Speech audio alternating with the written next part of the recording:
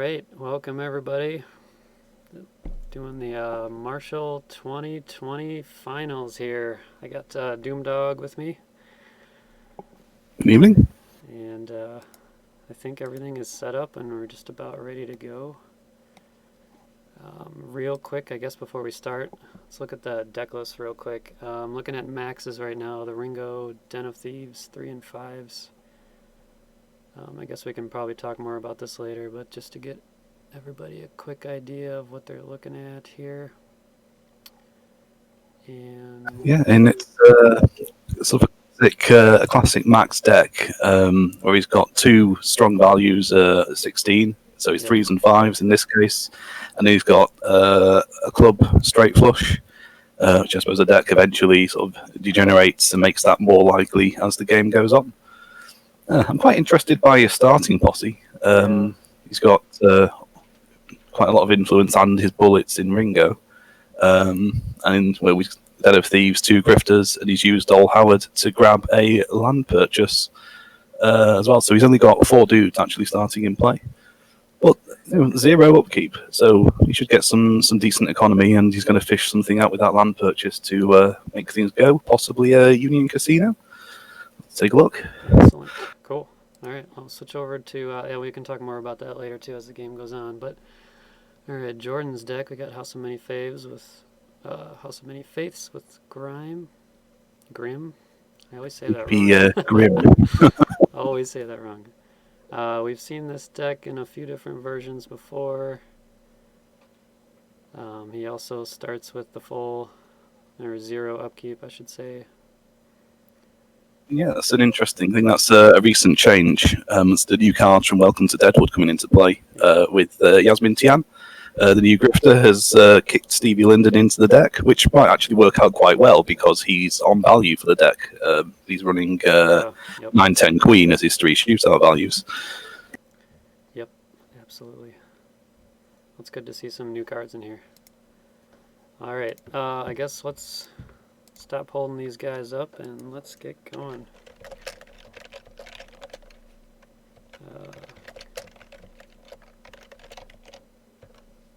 Yeah, good luck to both. We have Max is a previous Marshall winner, so we got Max here with some experience, and then we got Jordan, who's I think at the final tables for the first time, at least in a Marshall event. I think though he's probably the more experienced with his deck. He's been playing that deck for maybe 2 years, maybe more. He's been getting gradually better and better with it, getting higher and higher in the online events. Yeah, I think this is the first time he's made it to a final. I could be wrong. Whereas Max has obviously been here before. He won his Marshall badge actually against me in Manchester in 2018. He was playing Law Dogs then. He's Outlaws now. I don't know if he can still claim the name DeputyWay. Okay, it looks like so. I think we in the recording missed. So they both grifted.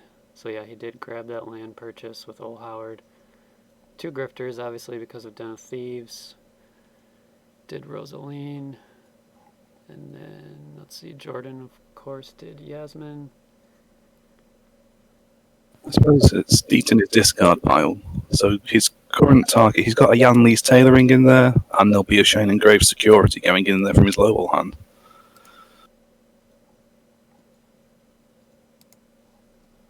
Okay, so low ball. Wait, are they both a rank 1? Yeah, they're both on high cards. Wow. Looks like Max is going to take it. High card 7. I don't think you can get any better. I guess you could high card 6. Yeah. Just. That's definitely his lower values coming into play there on the side hand. Yep.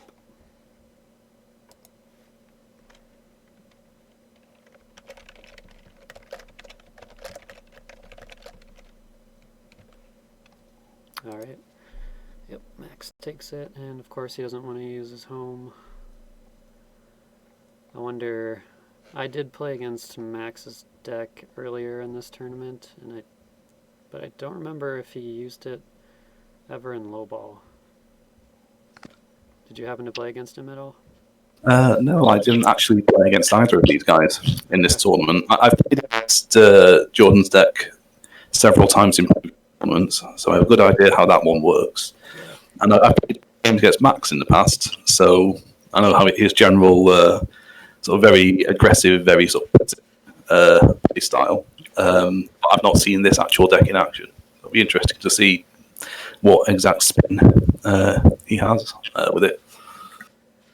Yeah, during my game with Max with the Den of Thieves, it was a lot of blood right away. So we'll see if this happens the same way. I'm actually surprised that he's only got one kidnapping in there and no other sort of aggressive jobs to remove opposing dudes. Talking about Max? Oh, yeah, talking about Max's deck there. He must have just drawn it a couple of times against me. That's interesting. Made it seem like he had a lot more in his deck. Okay, so he's sending Clementine to run the land straight away. Okay. That's obviously unopposed because it's the first place all of Jordan's dudes are at home. Yep. So land purchase, is that from discard only? Discard only. Yep.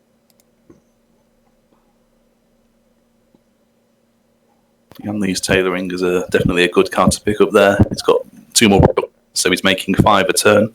If we ignore lowball, can give his dudes more influence as well. So we'll help him hang in should the game go on well for longer. Yeah, definitely a solid start. It's not a saloon, unfortunately, so Clementine can't do her thing there, but let's see what's going on here.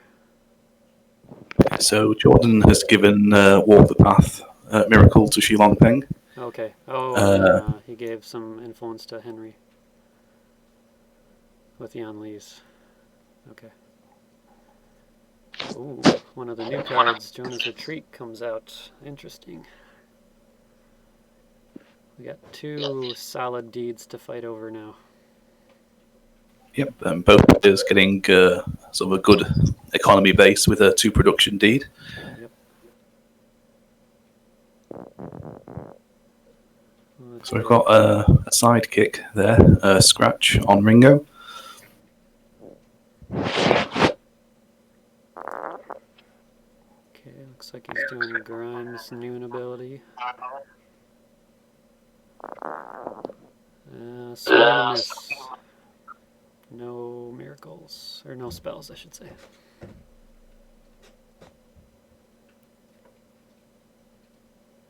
Look at his deck list. He only has miracles in there, so Okay. I suppose you were right the first time. Yep. So I wonder if Max takes this opportunity to try and, deny his income. I was just going to ask that. Yeah, so Ringo's booted out of town to Jonah's Retreat, and if Max controls that, of course, he gets the production of it. That's the text on that deed. Yep. I don't know that Jordan can fight that off right away. Not with Shilong booted. Well, he's got House of Many Faiths still to use, so he can unboot Shilong Peng and then boot him out there, a warp path to get an unbooted dude up there. To fight, or just to Randall up there, maybe, because then he'd have equal influence and he'd take control back. That's true. So at most he'd be going up against Ringo and maybe Henry, if Henry boots out there. Let's see. But he has just gone for the House of Many Faiths on Shilong Peng to unboot him. Okay. Well, that would be pretty huge blow to Max if he lost Ringo in that. Let's see, does Max have any way to bring in dudes? Yes, he does. He has 2 Stakes Just Rose in his deck. Does he have any other way to bring in dudes sneakily? I'm not seeing one in that list. Yeah, I don't think so.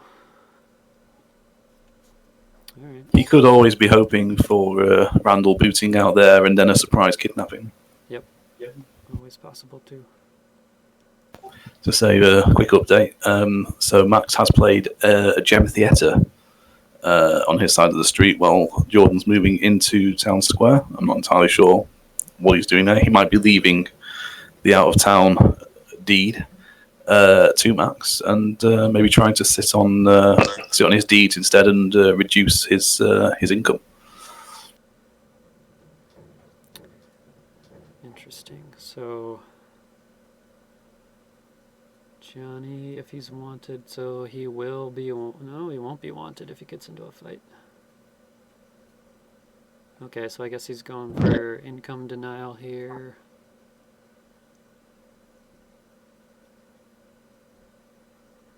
Man, Gem Theater is an interesting one. I've never played with that one yet. I think. I was going to say it's a good deed to have as a nice little place to sit and defend. It's not a place your opponent will want to fight unless they've got some sort of trick. Yeah. Well, Jordan does have that. He could Henry Moran's there with only one influence. I don't think any other influence can come in, so he's already taken control of it to deny Max the use of the ability. But he could also bring in a dude after the ability is used with Warp Path. Yep.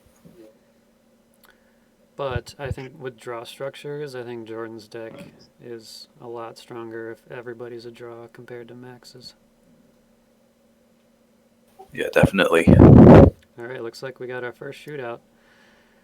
Henry's taking on the gang. Is this private? Nope, this is public. Don't have to worry about bounty. I guess I didn't ask these guys, but I kind of assumed that you and I would be judges if the need ever arose. Ooh. Shilong gets pistol whipped home. So he's not going to be able to walk the path anybody in.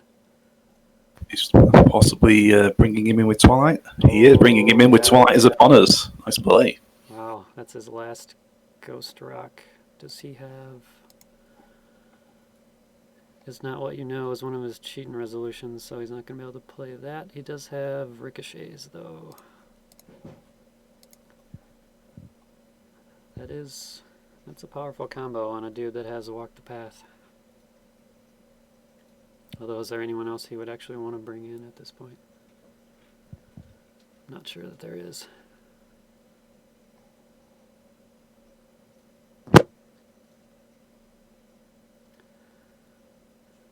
Ooh.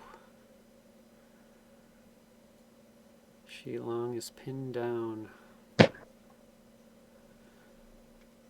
So if Max gets, I suppose we'll say if he gets lucky at this point with his one draw and gets a tie or better, then Shilong Peng's getting discarded rather than the 2 0 influence guys. So that is a very strong shootout play. Yep. And he's just getting 2 bullets from Twilight as upon us. That'll be cancelled out by the pin down if he's used as a shooter. That's true. Good call. So I guess he's trying to get some more draw in here since he's going to be down to a couple of stud at most. I was just about to say before that pin down that, Jordan had only, he's got Jiaodan in there, he's got the Tombstone Hint, which I assume he can afford to lose either of those without taking too much pain. Oh, man. Oh, there's the stakes just rose. Wow. And Ringo's joined the fight. This is a lot of back and forth here. So now he's got a stud, and he's got a sidekick. The stakes definitely just rose. So Johnny Ringo sadly isn't wanted, so his trait isn't coming into play, which would be very strong in this situation if it was. So I think it's 2 stud on both sides, isn't it? Yep. 3 draw for Jordan 1 for Max. So far, anyways.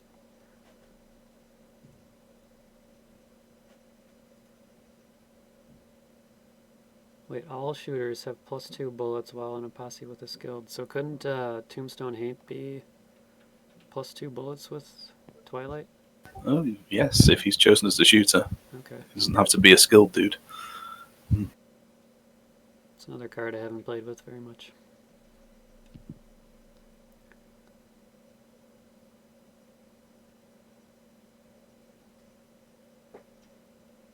So there's in fact, that'll be 3 stud then for Jordan. A slight advantage. Wait, did they just use the Gem Theater? Each dude in the shootout becomes a draw. Yeah, I think Jordan just did that. That's interesting. So he would have been, Jordan would have been 8-3 versus a 7-1. A draw. But he does have the tighter deck structure. I'm not sure that he knows what his opponent's structure is. I guess what is he seeing in discard? Oh, there's values all over the place. 3, 4, 5, 6, 7.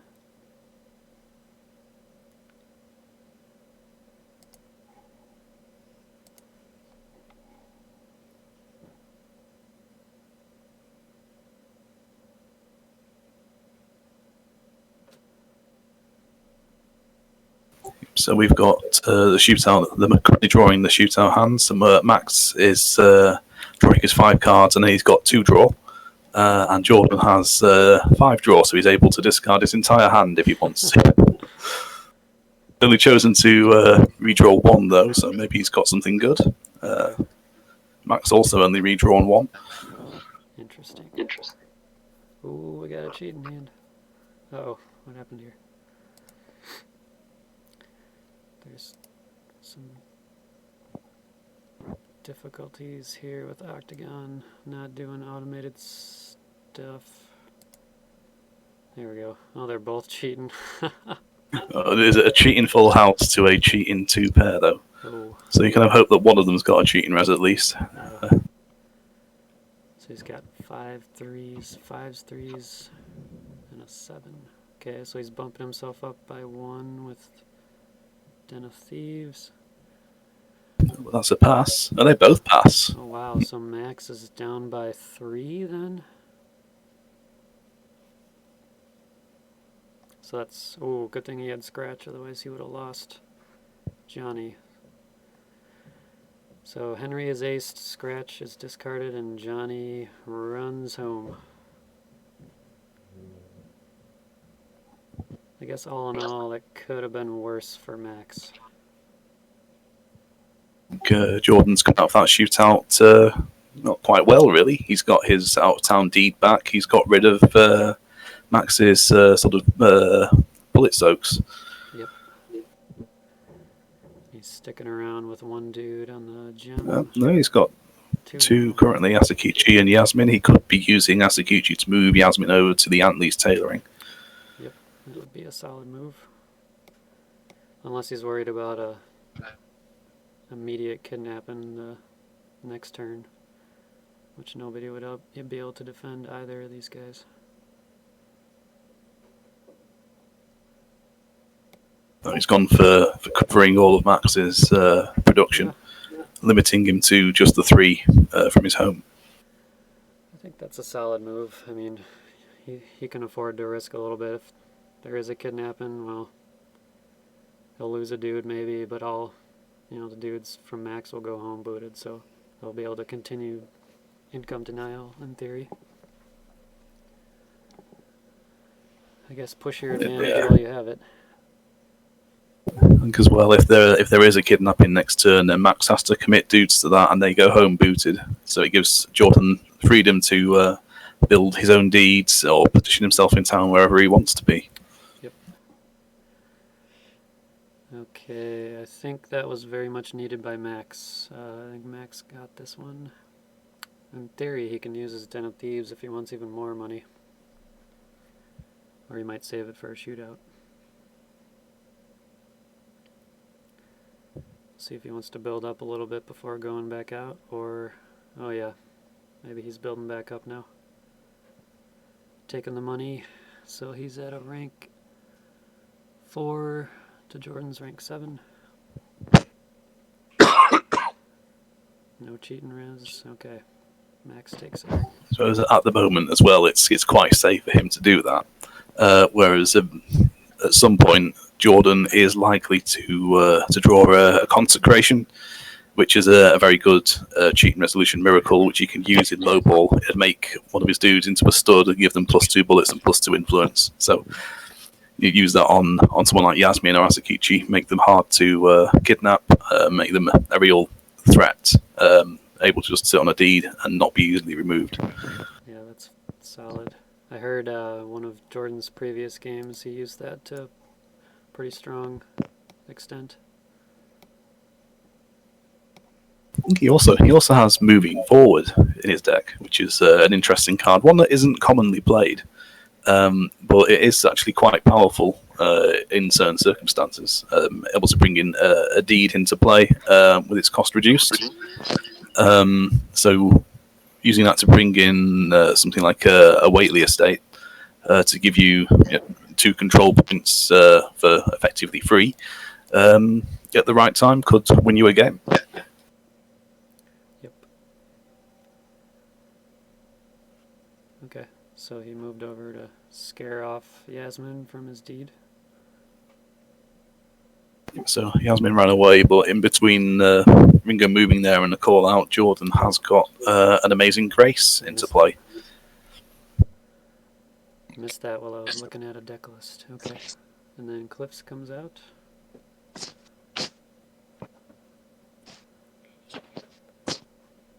So it's likely that Jordan's going to use Cliff's Saloon to make Xiaodan Li into a one-stud dude while he's at home, and then they can move out and lets him play a bit more aggressively.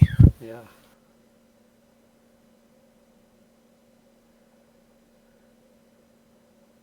Influence on Clementine, so 5 influence on Max's side. 1. So it looks like Max is playing fairly defensively for the moment. He needs to, get a bit of time to build back up. He's only got 3 dudes to Jordan's 6, which is quite a disadvantage if it comes to an attrition battle in a shootout. Jordan did go for the Cliffs on Xiaodan Li play. Okay. So I'm confused. How did Yasmin get an influence? I think I missed something. Or is that from last time and it didn't go away? No, because that was on Henry. How did Yasmin get +1 influence? I think that might have been an error, just an octagon thing from Max. Just looking at the log, he was trying to target Clementine with Yan Li's tailoring, but he also had Yasmin targeted from the shootout the previous turn, so it applied the bonus to both of them.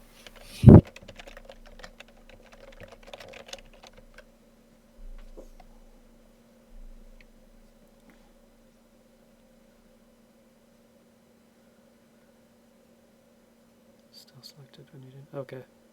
Right. Just want to make sure the board state is accurate. Okay. Shilong's coming out. So Max a little bit behind at this point. What's his best route to victory here? Hold up on everybody and hold up on Yan Li's and hope for that extra income to build back up? Hang out at home? I think maybe move to defend Yan Li's tailoring and hope that Ringo being there is enough of a deterrent. Yep. He's got Walters Creek Distillery, which he's just used to boot the Jeremy Theatre to the casino. It gets him more Ghost Rock. So he's got he's as long as he's able to do that, he's getting quite a bit of income. He's still got 3 cards in his hand, so we don't know what those are. They're looking at his deck list. I suppose it's likely to be shootout actions. Yep. I imagine. No, one of them is a dude. He's just played Frank Stillwell. Okay, that's a pretty big help. I wonder if the Walters Creek booting Gem Theater was also partly to defend or to prevent its use. So I think that hurt Max more than. Well, it gave him the Ghost Rock to play Frank and still have a bit left as a cushion for low ball. True. I just wonder if that was a nice side effect of booting it.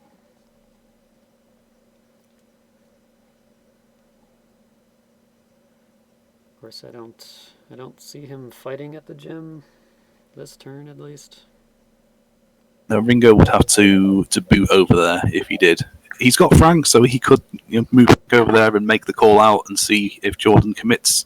True. Dudes, which he would be probably best doing, given he's only got a 0 draw there. No, but he's sending Frank out of town just so that Jordan has to deal with him. Frank is annoying like that. Very nice. That'll help him maybe get some extra income.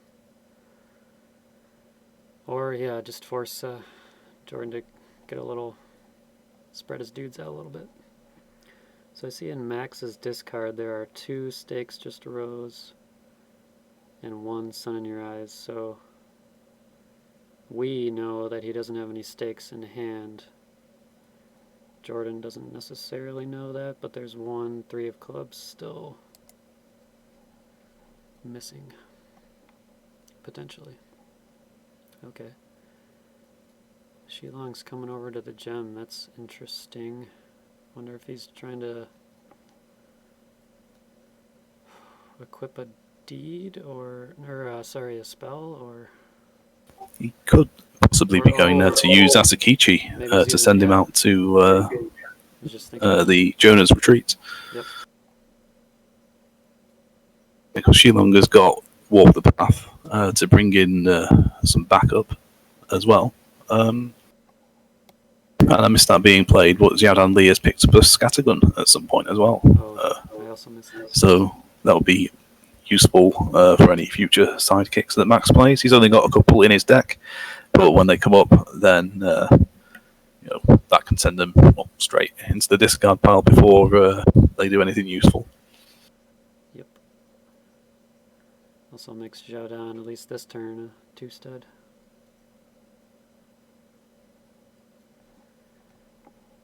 So this is interesting. Does Shilong call out Frank by himself, hoping that he'll be able to pull someone in? Or does he send in a little bit more backup before he does the call out?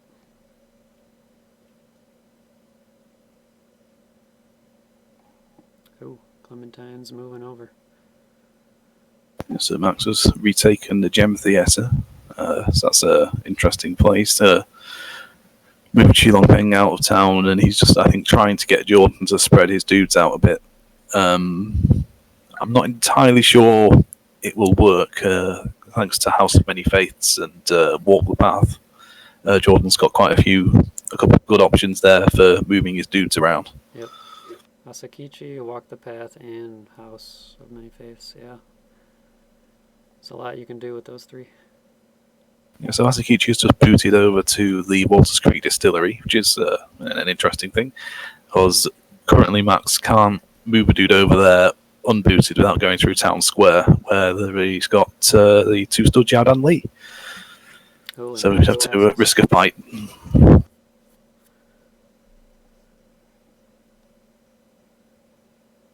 See, that's interesting why Asakichi didn't call out Clementine with a 2-stud Xiaodan as backup. And without special tricks, Ringo can't join. Or maybe he's still going to do that. He just didn't want Asakichi to be part of the fight. Yeah, I'm guessing he wants to keep a dude in Town Square. Now that he's got Asakichi booted there, just to stop Rosaline walking over and calling out and having Ringo join in that fight. I still think that would be to Max. Well, no, because then, yeah, Ringo could join. Okay, here we go.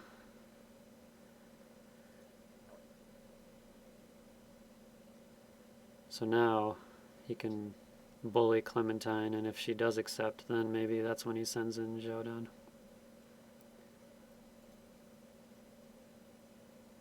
But then again, if Rosaline tries to wander into the town square and over to...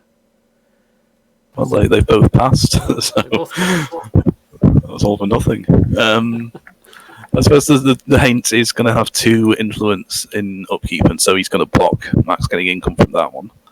So he's still restricting it a bit, but he's not on Yanli's tailoring, which is providing as much as the 2 deeds he's blocking on its own. I don't know. I think Jordan should have done something there. I think he's got to press his advantage. Otherwise, Max is just going to start building back up. Either call out Frank or Clementine. I mean, I would definitely have gone for the call out on Frank there, but no, he didn't. As he might be suspecting more shootout tricks. True. Just being conservative. But Max is definitely ahead on... Well, maybe not definitely, a little bit ahead on income. He's been consistently winning low ball, and he won another one there off a tie when they both had a pair and they both had a joker in their hand.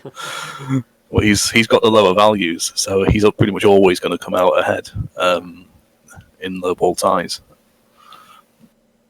And just his draw structure alone is a huge low ball advantage over Jordan's. Let's see, what is Jordan's? Let's do a quick sort by value. Jordan's at 14, 15, 12. That's relatively tight. Yeah, and all of his off-value cards are things that can stay in play once they're there. So like their deeds, their hearts, and I think a dude as well. Yeah, he's got 2 Chi Chow on King as his only off-value dude.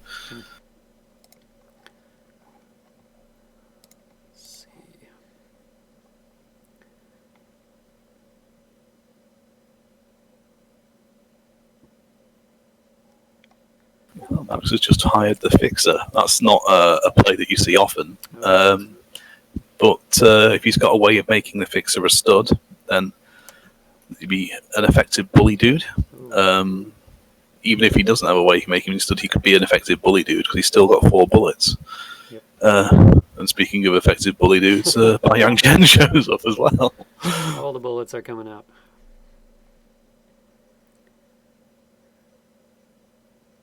Yeah, if he parks that at his home, that's pretty big.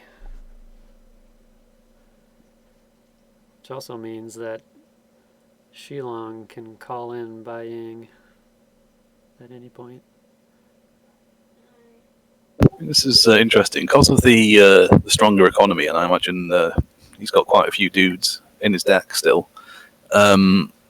Max has actually got more influence now than Jordan, despite having lost several dudes in shootouts and things. He lost 1 dude in the shootout. He lost Old Howard at the start of the game to get a deed. Oh man, all these control points coming on the board here. I don't see how Jordan can stop all this income unless he spreads out a lot. I think he's got to start calling out dudes before Max starts spiraling out of control here. I think Max is playing it smart, just trying to maximize his income here.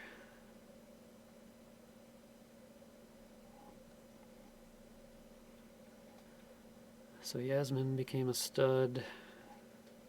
Charlie's Place came out.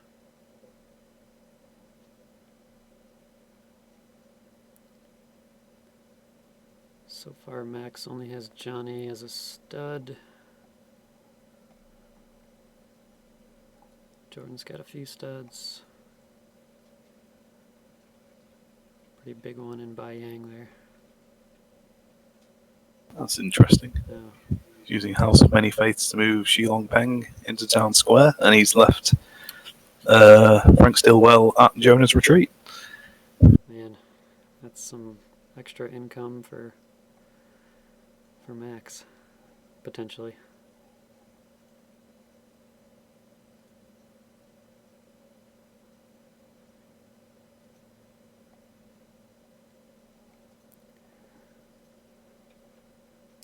Let's see.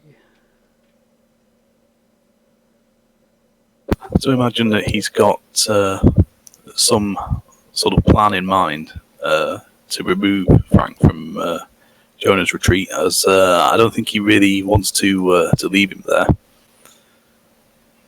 With Baoyang Chen out now, especially because he's just added 2 upkeep to his side of the board.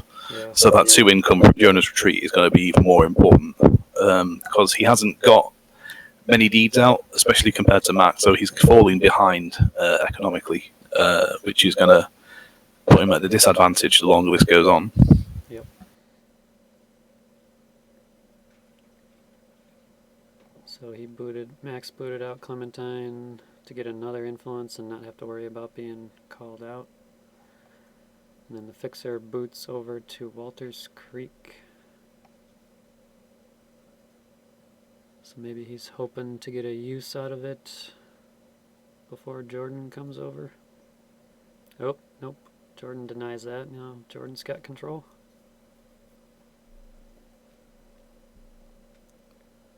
Ooh. Look at all this money that...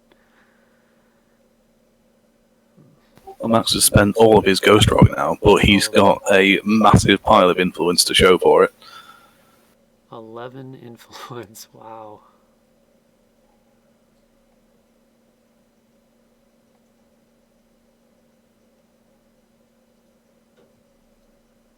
I think not long ago he was at about 4 influence, I want to say.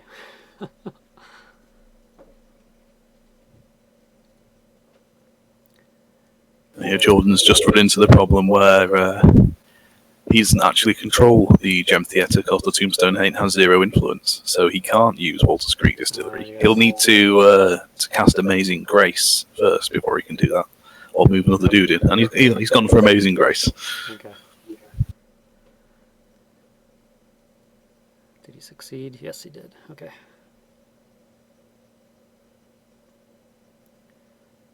So yeah, when he's got Amazing Grace and his outfit going on, he can bump himself up to 7 influence as well, so good amount of influence with both players.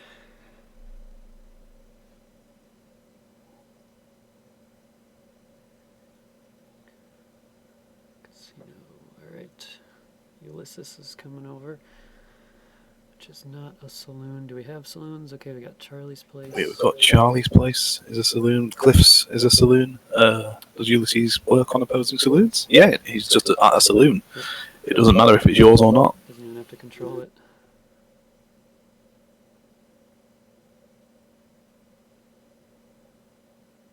So either he calls out Ulysses or he's going to get booted to the town square. I love Ulysses. That's one of my favorite flavor effect combos.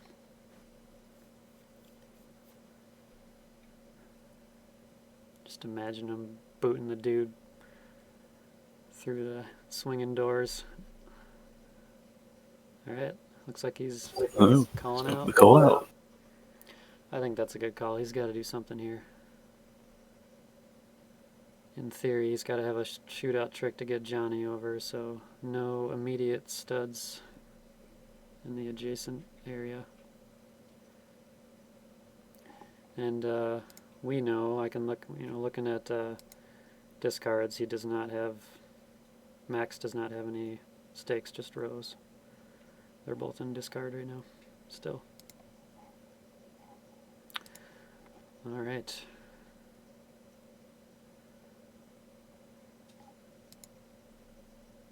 Looks like Max doesn't quite want to fight, probably, unless Ringo is in the mix. Okay, now he can use Walters Creek.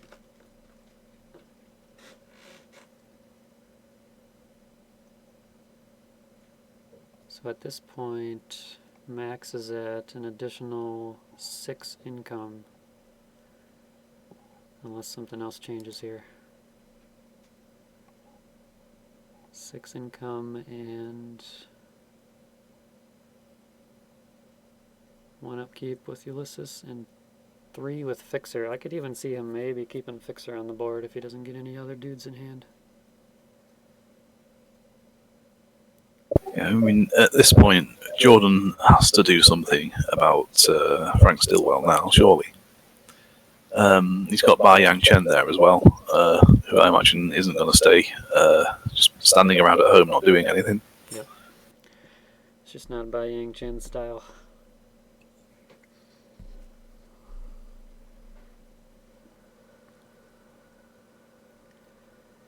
He either wants blood or he wants to sit menacingly in their home.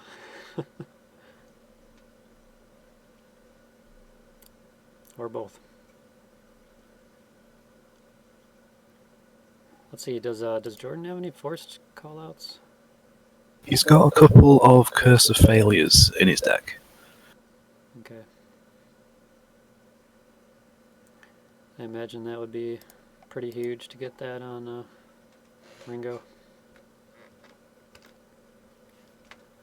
Ooh, Bai Yang is facing off with Ringo here. Might actually have a shootout here.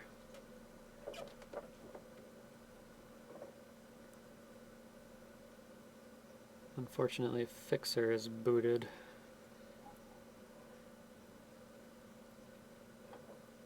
So Rosaline's the only person that Max can bring in as backup. Yep. And it's possibly he's rushing in a bit too quickly there. Although if Shilong Peng joins, he could use Walk the Path to bring Yasmin in. But I would have maybe waited and moved Yasmin into Town Square first, because she's got a Shield of Faith, which would help protect a bit against a bad shootout hand. But Jordan's still in a position. He's got a couple of dudes with 0 influence, so including Xiaodan Li, who he can get into a fight at that location. Whereas any casualty that Max takes is going to be costing him influence. Yep. Interesting.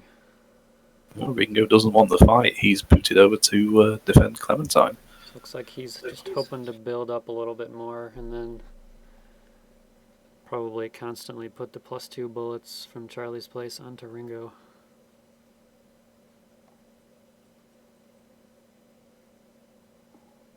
So Shilong is coming over. Let's see, how much influence do we have here?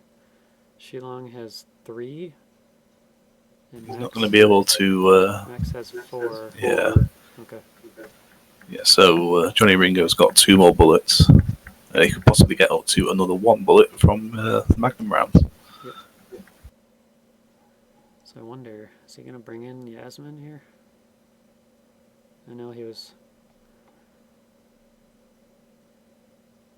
Actually, I don't think he would have been able to use Charlie's Place either way. Okay, here she... She? She. Here she comes.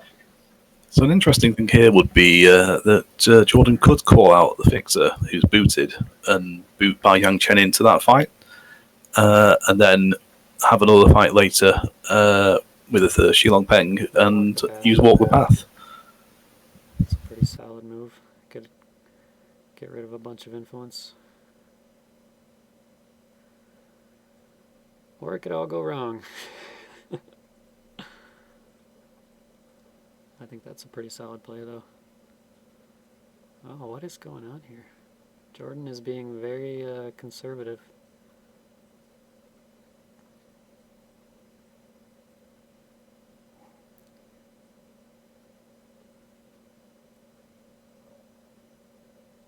He does not want to face Ringo with the 4, potentially 5 bullets. I could see that. Why not take on the Fixer, though? Potentially boot it. He could potentially have a good solid 4 or 5 dudes easily. Actually, in theory. Well, I suppose now we find out if there are any shootout tricks, as Frank Stillwell's called out Shilong Peng, who booted out of town to contest Jonah's retreat. has to. And it looks like Frank is sticking around for the fight, so we'll see what Jordan does. I mean, I think Jordan has a lot more to lose here, so that's probably a good call from Max. Walk the Path would bring Bai Yang Chen into the fight, but it would also unboot him. So, assuming he survived, he would be able to just go straight back to sitting at Max's home. So, if that was his plan to get Bai Yang Chen away from the home, it may not work. Yeah. Maybe he's just hoping for a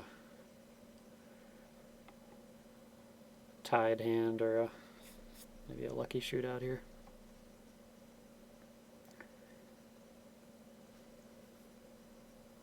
Both of his jokers are in his boot hill, and he's only got 2 draw there, so he will have to get lucky, definitely.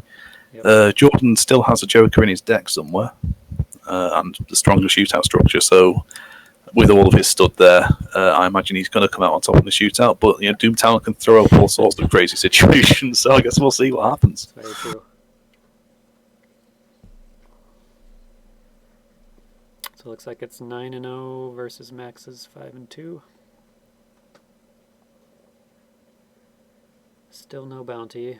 All fights have been in public places so far. Is there actually a private deed in play? Yes, there is. There's Yanley's Tailoring and Walters Creek, but there haven't actually been fights at those. Nope.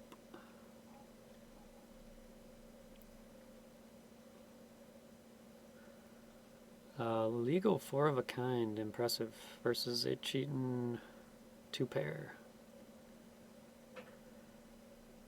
Not what Max was hoping for, but... Suppose he could get a Ghost Rock off using Den of Thieves. Okay. Get some money there.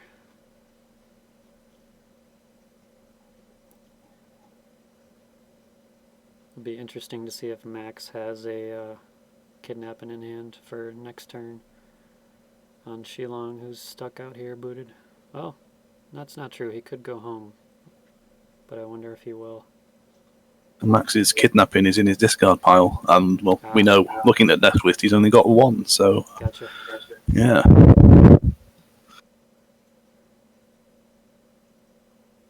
Four cards left in deck, so he's not going to be drawing one.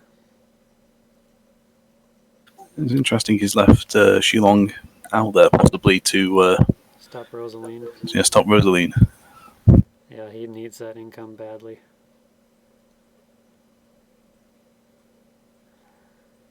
So I wonder if he doesn't call out Fixer, maybe he's hoping Fixer will just get discarded as he won't want to pay for him. It'll be interesting to see what happens there. Oh, there we go. A little bit more income here.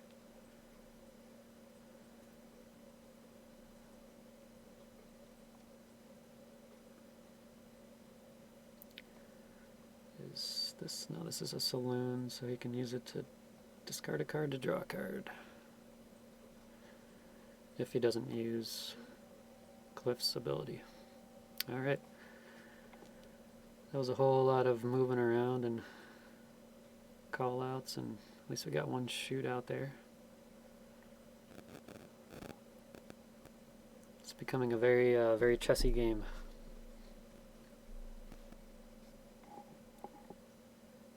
I think without all the movement shenanigans that Jordan has, he'd be falling really far behind though.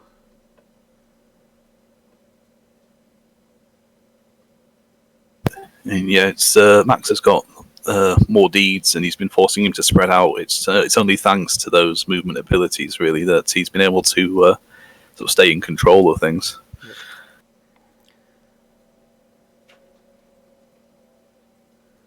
So, this is a good example that Doomtown isn't just about the shootouts.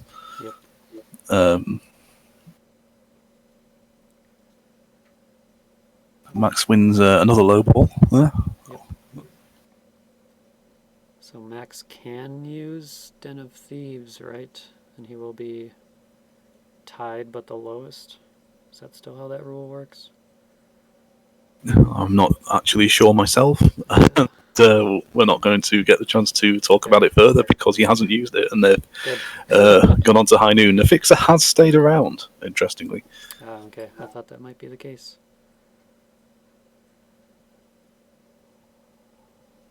think there's a good chance the fixer might immediately call someone out, since there are no studs within adjacent range. Or perhaps he just wants to keep him on the board for the influence. So Max is We know that Max has, he does have a couple of Bowie knives and pearl-handled revolvers. So it could be that the fixer suddenly becomes like a 4 or 5 stud and really scary. So that might be one reason why he's sticking around.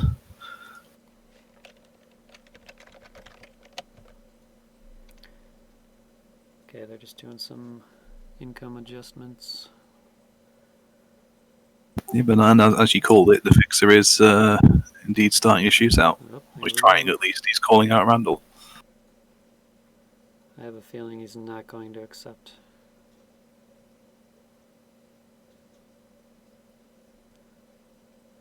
Nope.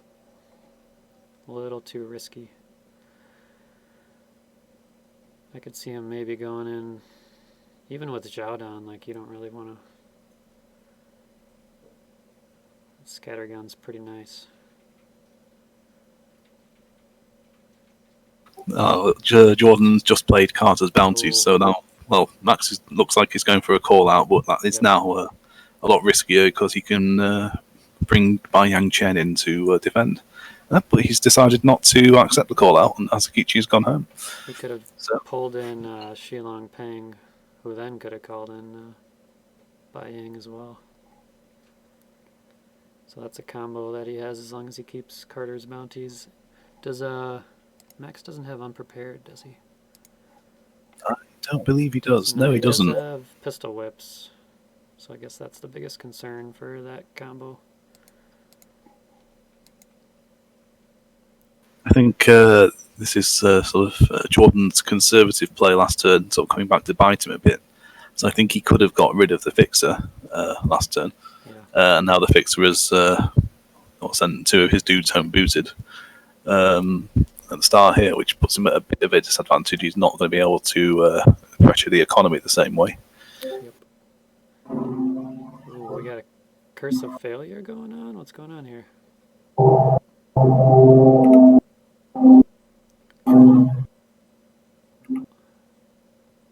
Yeah, it's a Curse of Failure on the fixer. It's an interesting decision. Man. What about Ringo before he bumps himself up a couple bullets? Ringo is, at the moment at least, just out of the way at Charlie's place. I was wondering maybe Ulysses could have been a good target for that. True.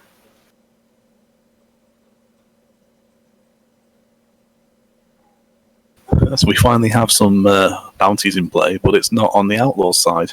Oh, you called it. There it is. Bowie knife. That's a 5 stud. Oh, he's going to bring in Zhaodan with his gun to turn off the Bowie knife. There you go. That's a good call. Probably. Oh. Wow. Yeah, I guess he's going to be a stud after all. All his dudes at the location are studs, and they cannot flee. But he does say one less casualty, each round as well, so that'll be quite a good thing there, actually. He's got the big stud, he's taking one less casualty. So the fixer is looking quite strong in the shootout. This just got really interesting. What are all the kids in the orphanage doing at a distillery, by the way? The trip. Learning all about brewing. There we go. Or distilling, I guess. Distillery. Alright, so Bai Yang's coming in via Carter's. That's solid. Oh, and then he just got sun in his eyes. Interesting. And then Shield of Faith is getting cast, so they're both, at least the first round, they're both going to be suffering one less casualty. Max passes, so Max at a 4 stud. And it's looking like Xiaodong might be the shooter here with a 7 change 3.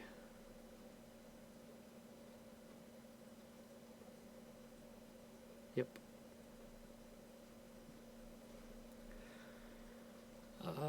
I would say that puts them on relatively equal ground here. Only has the 1 stud, I believe. Because because he got sun in his eyes, you're right. No, it's the sun in your eyes on Bai Yang Jen. Yeah, correct. So he's on 6 and 4. 6 and 4. This might slightly favor Max then.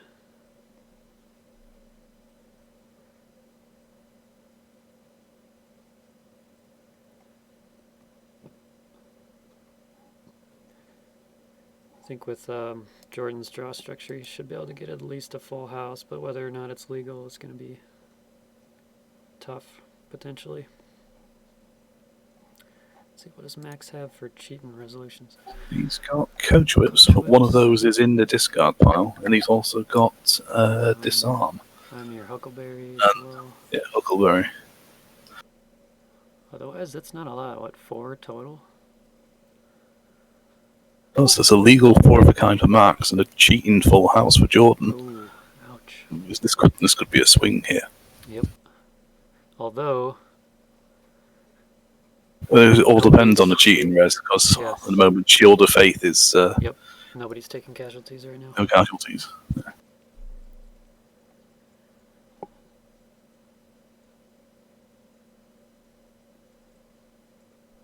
Does he have a cheating res?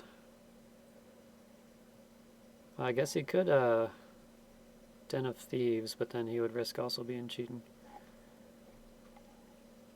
So Max doesn't play a cheating res, and Jordan has played It's Not What You Know for... I'm not sure what that gains him. That does not gain him anything, because that makes them tied, right? Yeah, and Max is at -1 casualty, so... I think he forgot about the -1 casualty.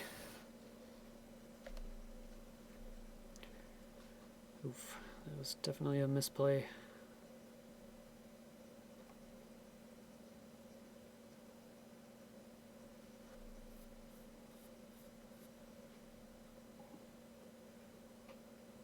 And at that point, I could almost see Jordan going home after this. Unless he's got another, maybe a ricochet or something in hand.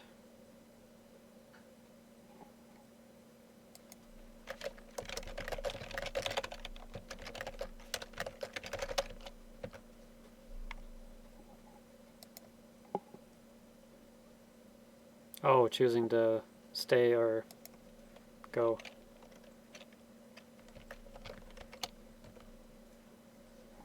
So he's choosing whether or not he wants to stay. Obviously, Max is sticking around because he has no choice. I think that misplay of It's Not What You Know would be quite costly there. I don't think Jordan can maybe risk another round. Yep. I think Max would be fairly confident he can cheat and throw down a 5 of a kind at that point. Yeah, and Jordan's leaving. Jordan is at 5 cards though, so let's see, are there any ricochets in Jordan's discard? There is not. So there's a good chance he might have a ricochet in hand. But even so, he's only at 6.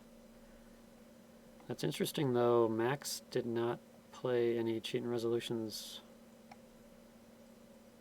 He only got relatively few in his deck, I think. Was it 2, 3, or 4? He's only got 4, so... Maybe and one of them was in his discard pile. So. Maybe it wouldn't have been a terrible idea to stick around if he had a cheating res in hand. That's a tough call.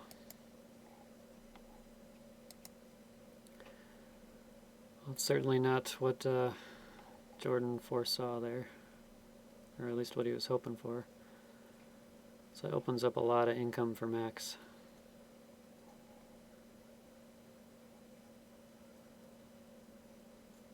let's see. Jordan still does have a couple of movement tricks, but I think at most you can get a booted dude somewhere, and then Shilong can be unbooted somewhere. Looking at the influence situation here, Jordan can get 2 more with use of his home and Amazing Grace currently. Yep. Which will put him onto how much? Onto 7, and we've got 7 control points in play. So it's not quite dangerous for him yet, but it's very close. Having gone to do Debuted at home could have been a disaster if not for House of Many Fates and Amazing Grace. Max will be able to happily wander across town and take control of his deeds. Although there is Ulysses Marks to consider. And I say that he can increase the control point value of the saloon he's at. So it'll be interesting if Max takes use of that. Yeah. Of course, Amazing Grace can help Tombstone Haint take over the Gem Theater here. Okay, so he's choosing to do some card cycling. Max is. I think even if the Tombstone Haint does take control of the Gem Theatre, Max is actually in a stronger position. He can move Rosaline in there to call out the Haint and bring in Ringo to have the bullet advantage. And if the Haint has to move anywhere, then because he's only on a 0 influence base, and Max has the advantage, he can just move somewhere and take control back from the Haint, with as long as it's one of his own deeds. And he's still got Asakichi to shoot someone over for a control point as well, potentially. But they're going to be booted. And also able to be called out.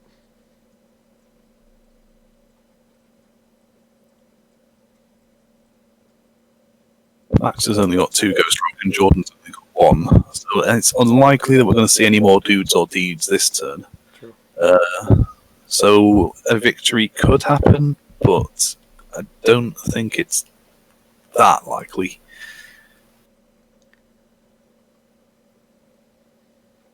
Ooh, well. I just Travis Moon showing up for 1 Ghost Rock.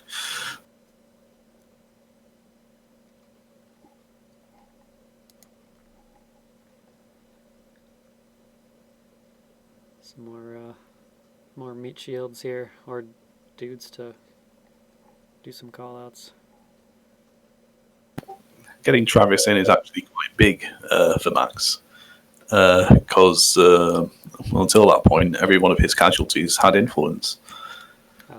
So Travis is a nice soft bullet sponge with 0 influence. He can happily take 1 or 2 casualties. With the deck, although it's 3s and 5s, it's got the backup straight flush. So Travis being aced isn't necessarily even a bad thing. Yep. Coming out to town. Oh, there we go. Onward, Christian Soldiers. I was wondering if that would show up. That was one of the risky cards that might make Amazing Grace fail. So he's got that out of his structure, which is good for Jordan. We've still got Joker's Smile in there, but I think everything else is able to pass the poll. Everything else is 6 or higher.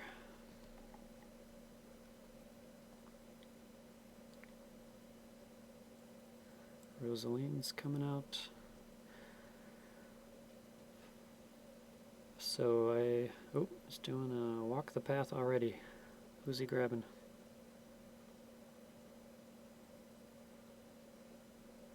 Oh no. Sorry, Amazing Grace.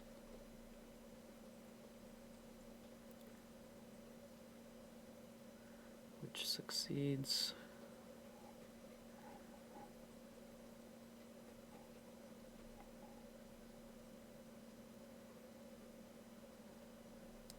So does Max try to bully him off his deeds, or does he go try and do income denial? Jordan's currently on 0 Ghost Rock, so I think maybe income denial is the best idea at this point. Yep, especially with Bai Ying booted at home. That's 2 upkeep right there. So you could still try and bully Jordan's dudes off his deeds and then boot across to Jordan's deeds. See how he plays it. Yep. How confident he's feeling.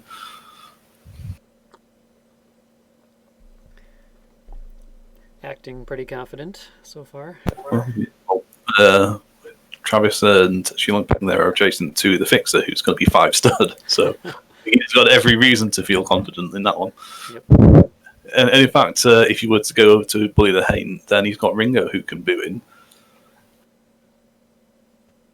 He's got 2 solid studs now. He's in a very good position defensively. Yep. That's a lot of income he can rack up here. Although, yeah, at least seeing, 4 deeds on Jordan's side, so I don't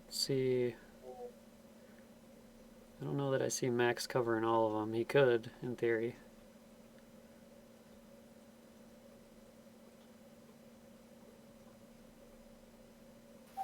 This is one of those. I think if he calls out Shilong Peng and either causes him to boot home or beats him in a fight, then I think he's got the game. This turn? This turn, I think. 2, 3, 4. Oh, yeah, if he can kick both those guys off the deeds. Yep. 1, 2, 3, 4, 5, 6, 7 plus.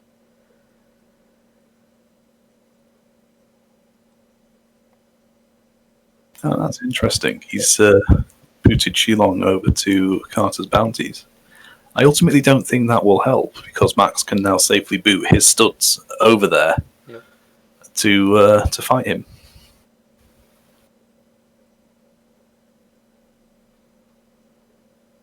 I think maybe The better play may have been to boot over to the Gems, the Gem Theatre, and hope that you win the shootout. But that shootout at the Walters Creek Distillery not going his way is really put him in a bad situation.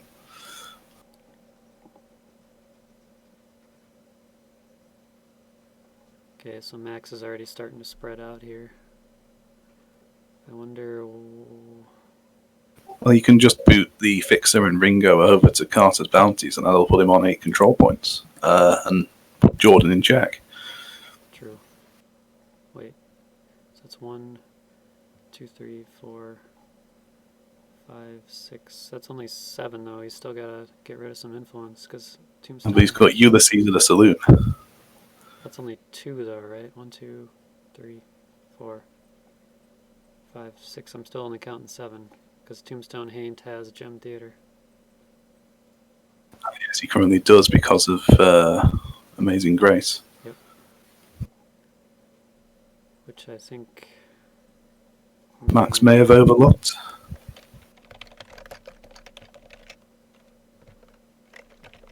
Yeah, I think Max made a misplay there as well.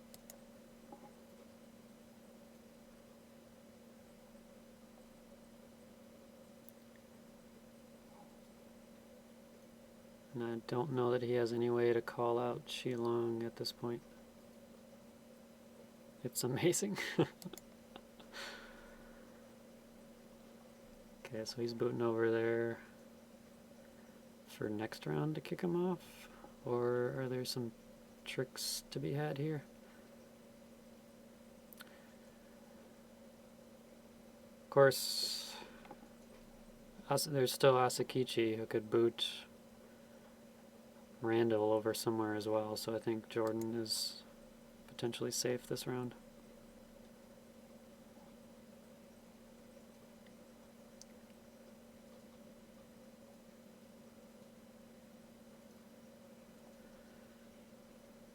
Yeah, there's a lot going on in this game right now.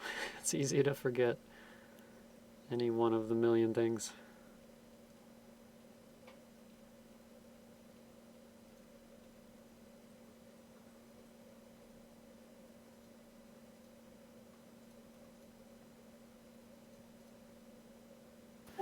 So we must have been playing for just over an hour now. So we'd be coming up to time in a normal game. Max would be very definitely the winner in that case, but they're playing untimed. Yep. So they're getting another turn at least out of this. That's interesting. I think at this, if it goes another round, I think it's still anybody's game. Okay, so he's positioning for next round to fight Tombstone Haint right away. Looks like Jordan's going for some income denial with Asakichi, maybe?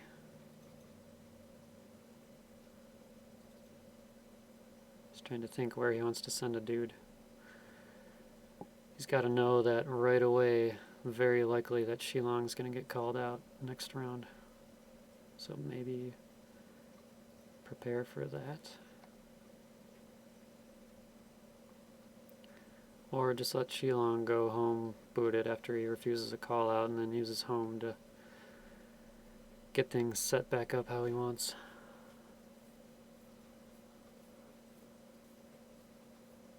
Max has a few cards in play, but he's not degenerated his deck so much that a flush in low ball is that likely, but it could happen.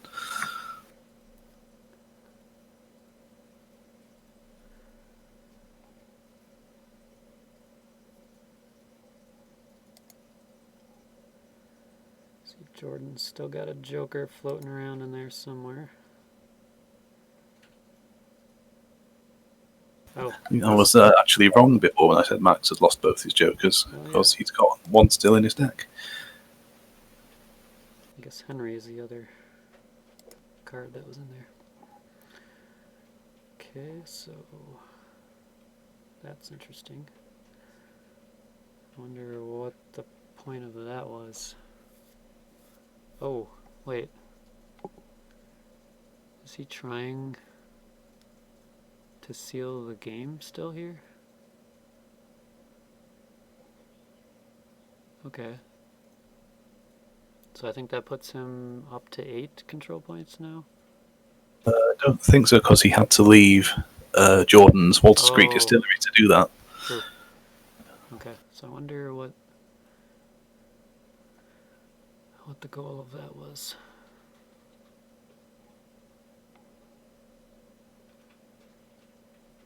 And I don't think then still got Asakichi, so Jordan's fine in theory.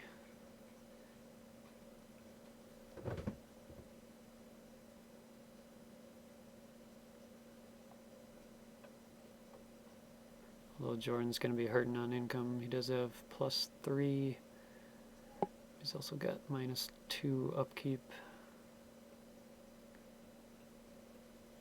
So if he loses a low ball, he's only getting a couple of Ghost Rock.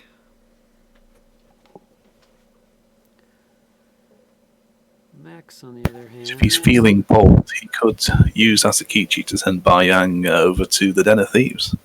True. Bump up his hand, save a little bit of money.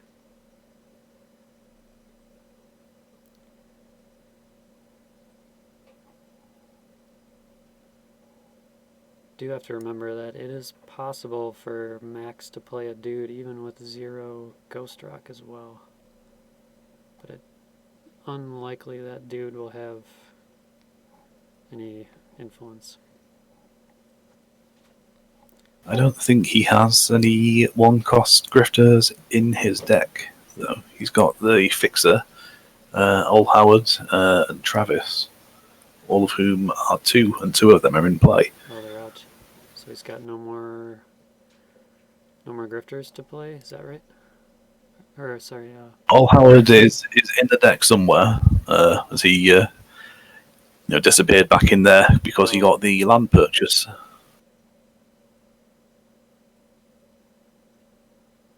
So he could show up for one, but I think he'd probably put up at this point if he was going to. Yep.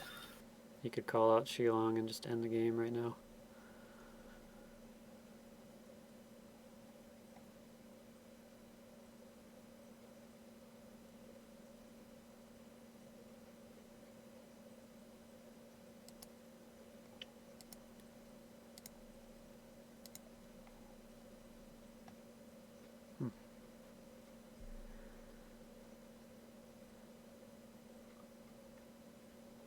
Let's see, whose turn is it? Jordan's?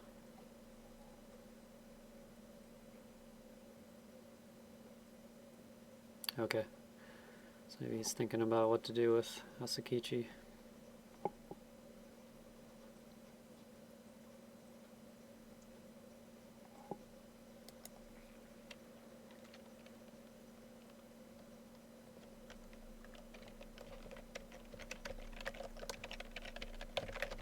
Okay, well, after all of that time, he has decided to pass. Okay. So they've gone into sundown.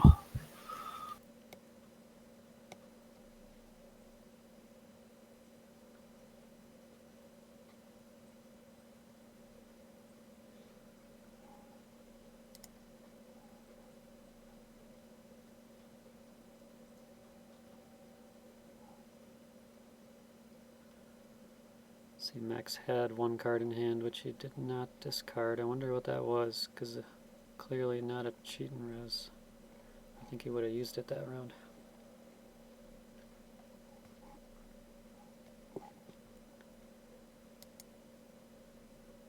Okay, looks like Max has it again. Oh, It wasn't his kidnapping, because that's in his lowball hand. And there's Old Howard as well. And Jordan's other joker.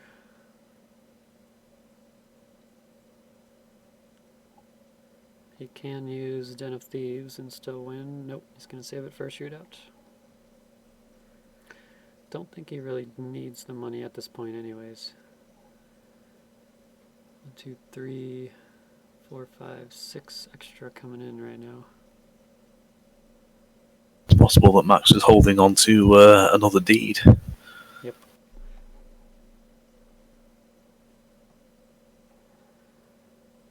And at this point, Max is actually kind of spread out, so he's not greatly situated, I would say. Jordan's all at home. He's got all the movement, all the options to him right now. Okay, Max is immediately using Yan Lee's. Oh, it was more the coast drop adjustment was for Yan Lee's. I see. That's the Haint stops him. He's got. So first play is Buford, okay.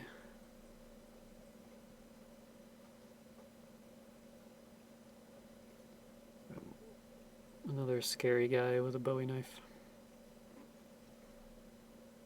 Yeah, the Outlaws have quite a few high bullet draw dudes, which are suddenly become a massive threat when you play a Bowie knife or bow handled revolver on them. Yep. Or stakes just rose. Alright, looks like Ulysses is becoming... No, the Chorton is using the Monsters Creek distillery to stop Ulysses from doing that. Very nice. No drinks for you. Okay, they're both doing their Walters Creek. Max is gaining the money. Choosing to keep his Charlie's place available, which is interesting. I think actually the ability on a Gem Theatre might have been a better one to keep around. For Max? Yeah, for Max, because he's only got draw dudes currently defending the place. True. And, well, we can't see his hand, but he might have been able to use the ability and then bring in a dude with stakes just rose or play a Bowie knife in the shootout. Sure. And, sort of get past the everyone being a draw ability that it has. Yep. I'd assume then that as he's booted it, that's not going to happen. And he does have low ball win, so it's not like Shilong can do Onward Christian Soldiers to protect himself. But we'll see where there's got to be... I imagine there's going to be at least a call out or shootout this round, so we'll see where that is. Not sure that'll be at Jim. Alright. So Shilong refuse here and then just use House of Many Fates to unboot again. Yep. Yeah, which may be what he's doing, as he's refused that call out. Yep.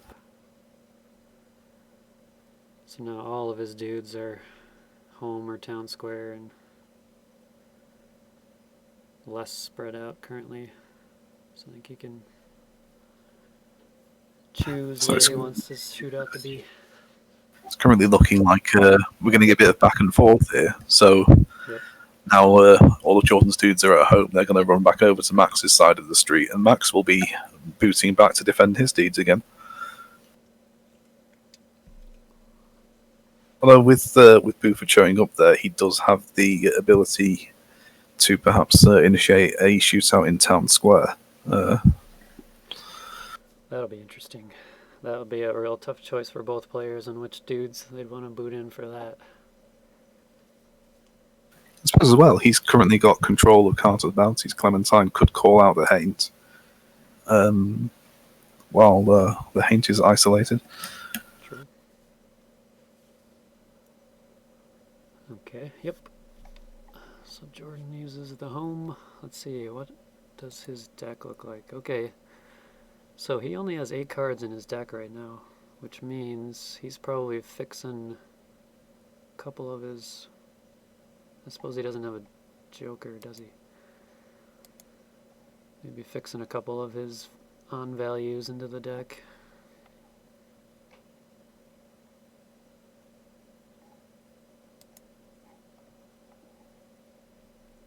Joker's Smile.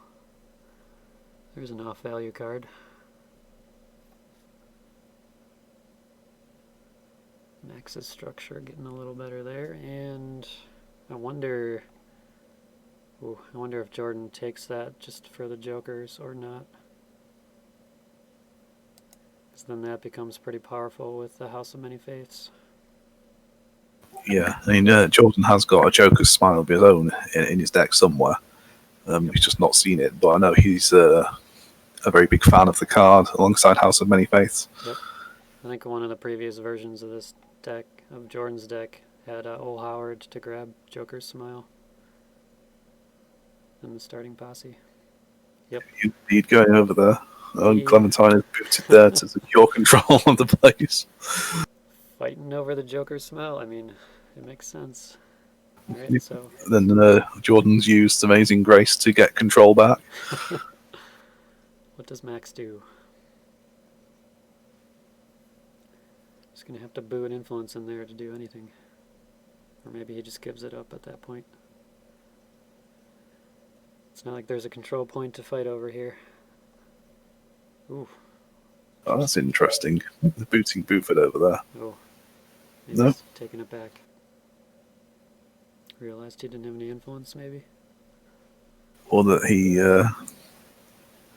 would be giving up too much position advantage. Booting Travis there makes more sense. And Travis gained an influence earlier from Yan Lee's tailoring. Yep. So they're back up to being tied at the location. So Max gets control back and he's forcing Jordan to commit someone else. Which is going to have to be a booted dude at this point. Oh, no. Because of Amazing Grace, it could just be Xiaodan Li. Oh, true. He does have Amazing Grace. He's gone for the call out. Interesting. I think that's not a bad call at this point.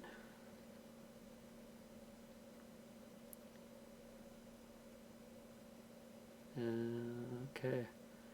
I don't see Clementine joining this fight. She'll probably stay out. She can't be called out anyway, so she's relatively safe here.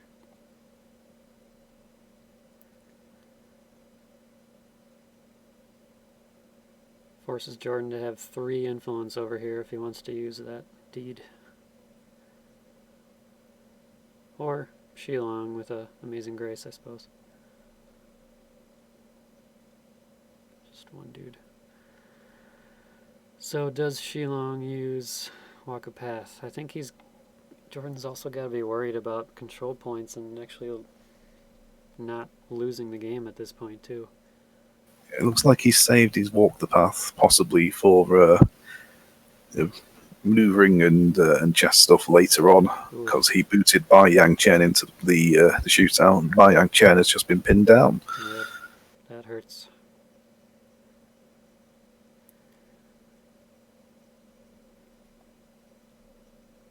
Still only going against a 2 draw though. 2 draw against 2 stud. Oh, now he does onward Christian soldiers. Was Max winning low ball there being quite important. Well, this means Shilong Peng is now at least a 1 stud, so he's got a 2 stud to play with. Actually, here's a question. Does pin down affect Bai Yang anymore? Where is pin down? Because the -3 bullets only applies when they're chosen as a shooter, and they're now protected against being reduced. Yeah. Oh, okay. Carter's bounties brought the Fixer into the fight, but the Fixer and his Bowie knife have just been unprepared. So he's not getting the big stud that he thought he was. Interesting. A lot of back and forth here.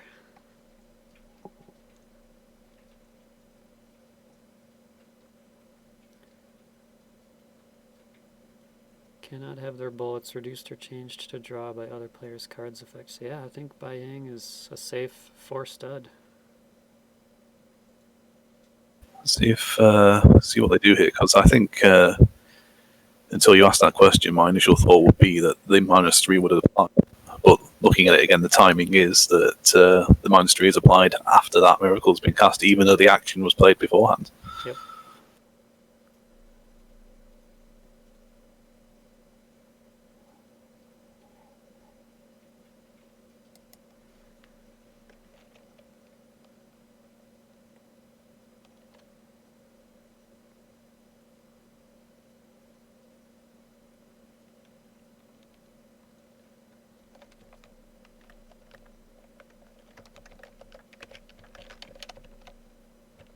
Oh, I don't think they're playing that.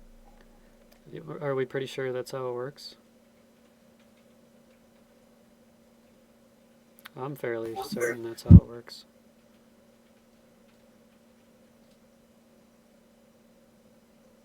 I think historically, I've always put it the other way around. But I could have been doing that wrong all the time. There's many things like that with the slightly weird timings and interactions. Yeah. Oof. Cheating full houses, or cheating full house against illegal full house. Interesting, which means he can bump it up with Den of Thieves. Okay, so Max goes up by 1, doesn't matter, he is still cheating. Oh, Ricochet. So who was his shooter?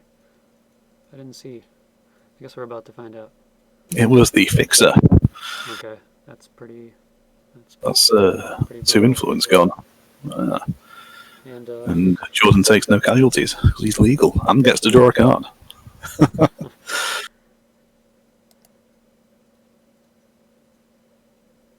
I think if Jordan loses the shootout, that might actually be the game, so that was pretty important for him.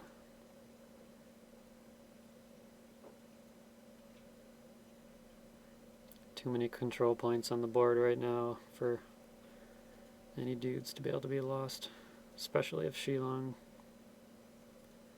somehow got lost as well.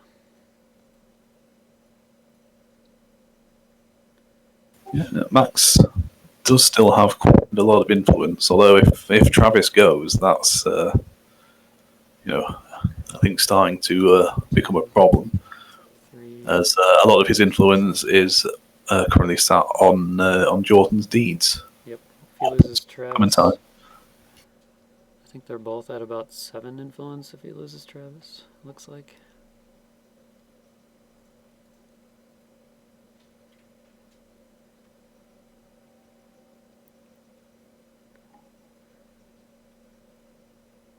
Maybe Max is hoping for a high cheating hand, hoping that Jordan doesn't have any more cheating res in hand. Yeah, or hoping that Jordan cheats because he's got a cheating res in hand. Or that, yep. If he could whack Shilong Peng, that would be massive.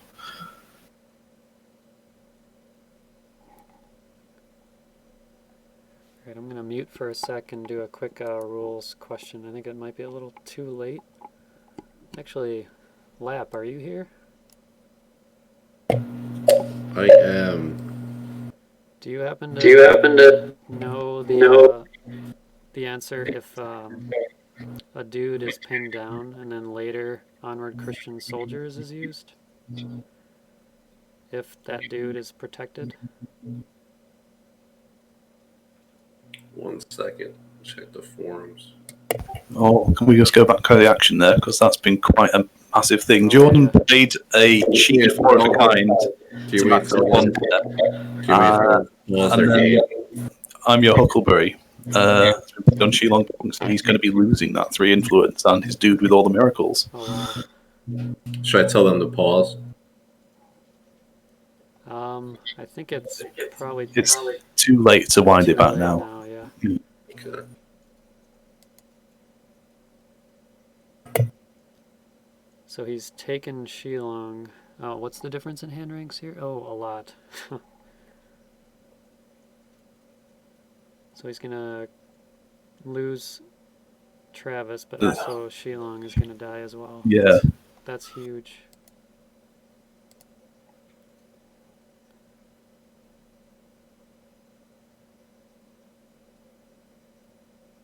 Who gets the bounty?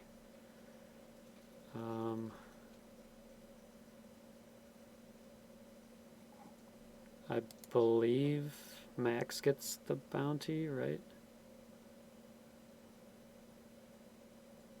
I don't know if anyone gets the bounty. Or maybe if anyone gets it, it's Jordan. Oh, wait, he was on Max's side when he lost. He was, yeah. Yeah.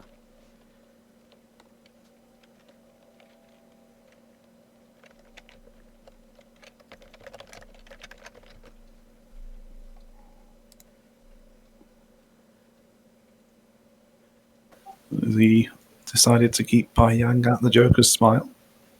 Looks like it. So he is down to 4 influence. To Amazing Grace did go off previously, right? Yes, it did. So Tony still has to. So to chime in, I'm pretty sure everything before casting is okay. Everything before casting still takes effect, even if it's Right. effect I is delayed. don't. Yeah, I'll have to check, but Okay, oh, I have Steve's on rules chat right now cool. on it. If that's the case, then they played it right.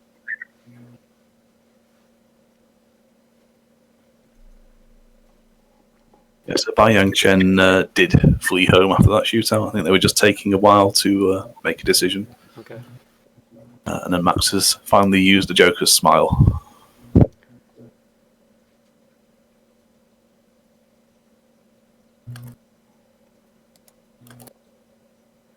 Ooh, he's got a stud That back. bounty money actually came important. He's been able to afford some reinforcements. That's true. Bumps him up to 5 influence, which I still don't think is enough. I still think he's going to have to fight somewhere this turn. He's got 1, 2, 3, 4, 5, 6. So he's still in check right now. So Steve's rolling his pin down should have already created its effect, although it hasn't applied. Okay. So I think they played it right. Okay. Excellent.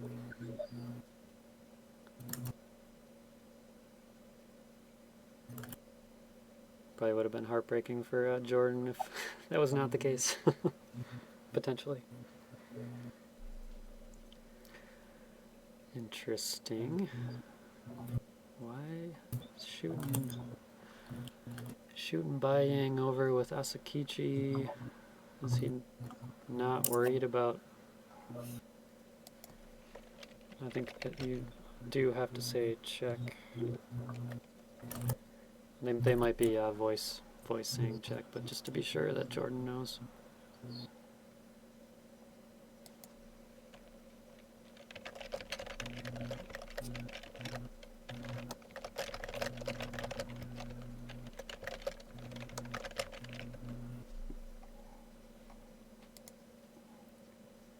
So I wonder why he didn't shoot Yang over to where there might be a likely fight on a deed somewhere.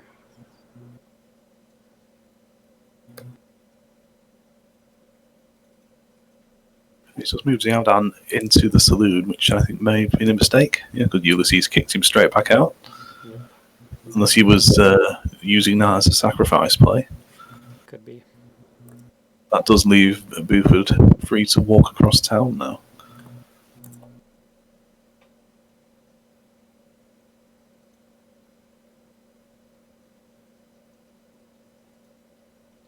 Ooh, booting down some more dudes. What's going on here?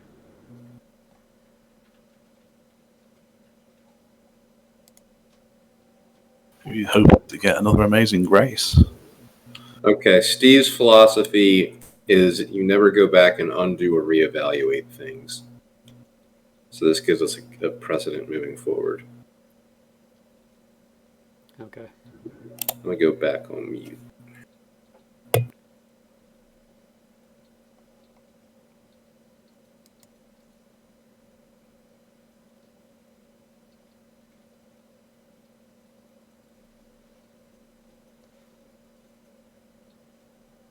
It's interesting. Guiding Light could potentially be used here to send Xiaodan Li back home and unboot him. Although Jordan would be giving his one remaining ghost drop to Max to do that. Yep.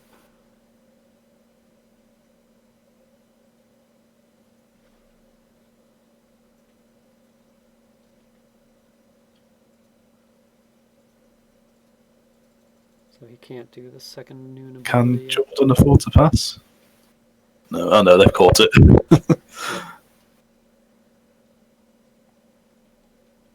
I don't think he should have booted him down. I think he needs him for a fight. Because he's not got Carter's bounties and he's not got Walk the Path anymore. Nope.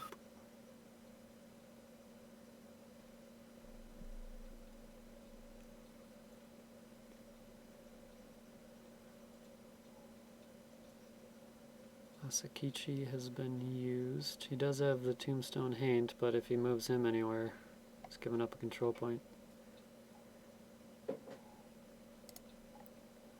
All that said, Max has only got Johnny Ringo, 2 stud as his only real sort of stud shooting dude. Now that the Fixer has gone. With only 1 card in hand as well.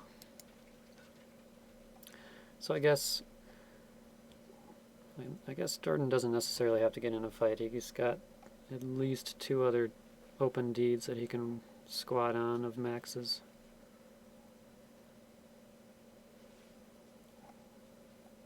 Max does have Buford, which gives him some options. Everybody else is out at a deed.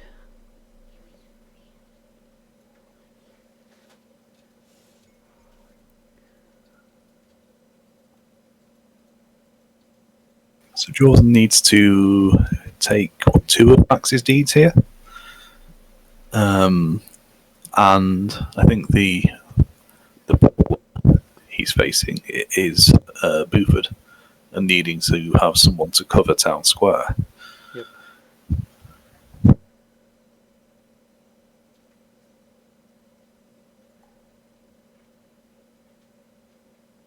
So if there is a fight at the town square, Max has to give up a control point if he's going to boot in Ringo.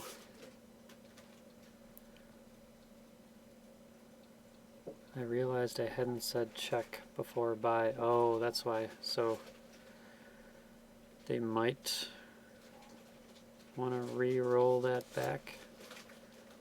So he didn't realize he was in check before he booted Yang over. So according to the rules, Max does have to say check, right? Yeah, I believe that's the case. Okay. So if both the players are okay with it, they're going to rewind to send Yang over there instead. Yes, you cannot accidentally lose. Although that wasn't... I mean, the play he made wasn't accidentally losing, but... So you cannot accidentally lose, but also is it incumbent upon the other player to say check when that's the case? Yes. Right, okay. Okay.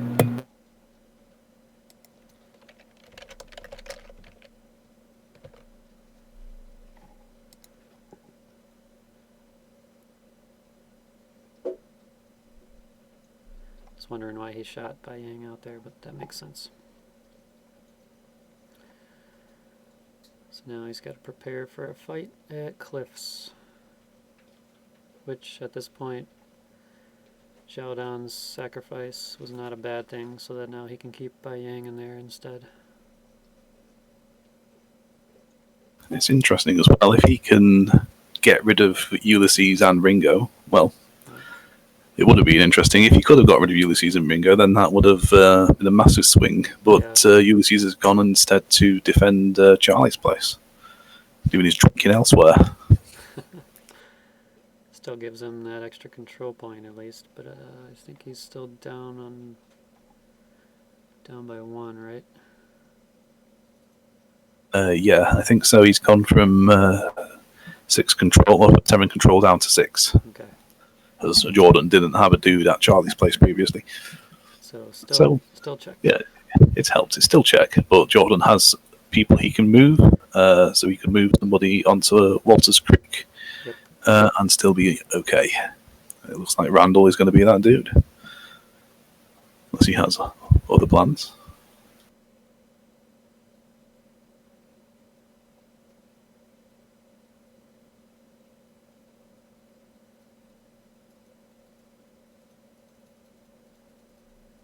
Be interesting to see if Max waits until he's a little more spread out and then pulls Buford out. Oh, there he goes.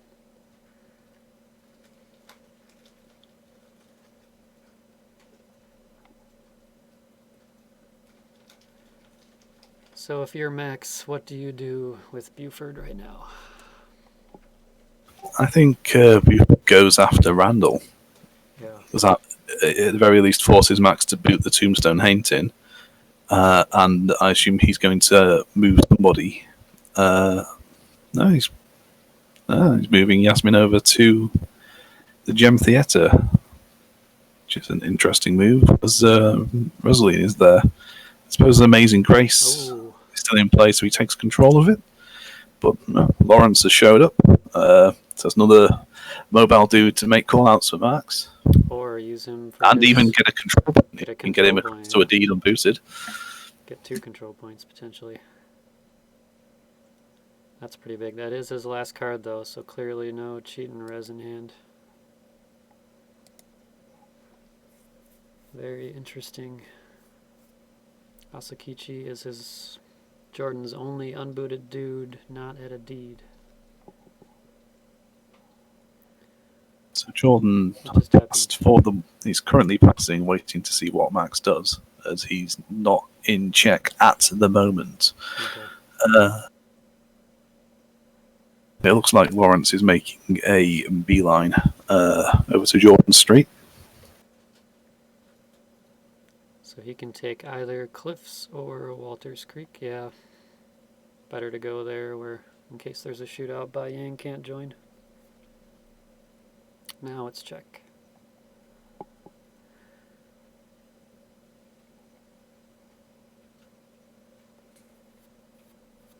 Ooh, what's going on here? Ooh, he could. He's still got a ghost rock. He could send Bai Yang Chen home and unboot him, I think, with guiding lights. Yep.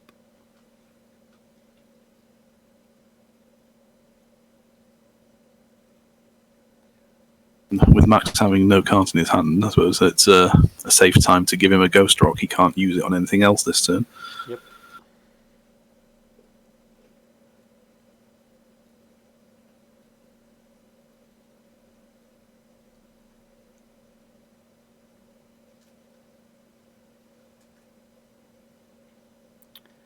All right. Guiding light coming in handy here.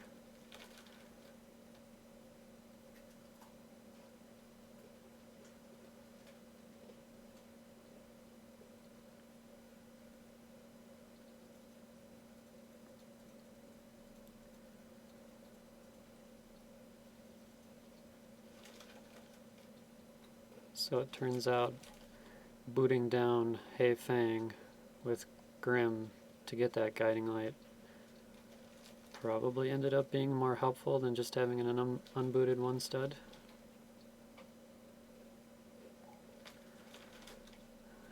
Interesting. He's sending Bayang into. I suppose they could go maybe go for over to the Gem Theater. Maybe. Gem Theater or maybe Ulysses. Maybe go. Yeah. Maybe go after Ulysses. He's already used his ability this turn. Let's see what he does. See if Max calls out with Buford. So either Max kind of gives up the potentially winning this round in order to win the shootout.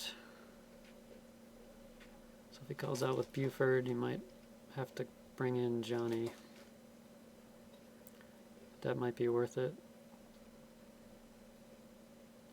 Or does he try to skirt around a little more and see if he can chess out the win here? He's still got Lawrence, who can get another control point.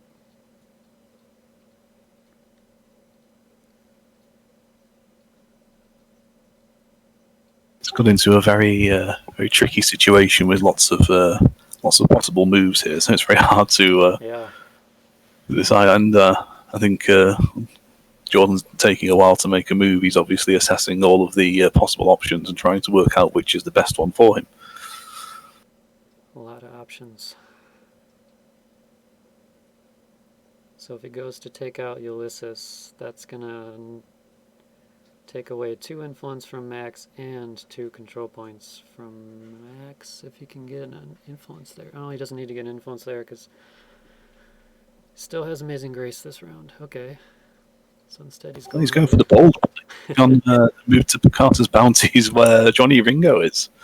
He's going to face the boss. Oh, the boss runs away. Boss wants to back up Rosaline to take out Yasmin. It's not a bad move. Get rid of an influence and potentially a Shield of Faith.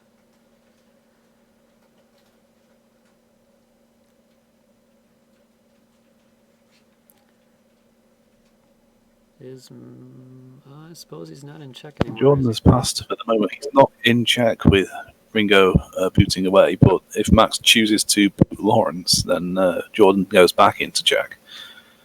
Or if he calls out Yasmin, then she has to accept, and that's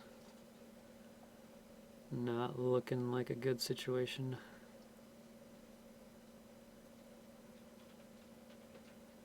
Of course, if Bai Yang boots over to the gem, he could just not call out and he still has the deed. Buford has moved over to yes. Walters Creek. Chase off Randall.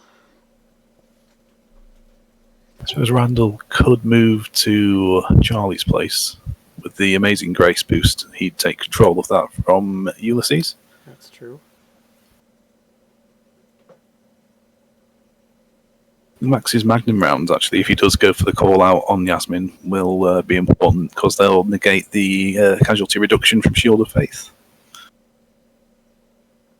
I don't think it does it? It's only hand rank modifications. Hand ranks and casualties can only be modified by traits and cheap reductions. And casualties, nice. So he's gone for Randall over to Charlie's place. Okay. Which is actually a 2 control point swing, because Ulysses is giving the Saloon an additional control point. I assume Max doesn't have to worry, does he? We got 1, 2, 3, 4, 5. So I think Jordan has 5 control points, is that right?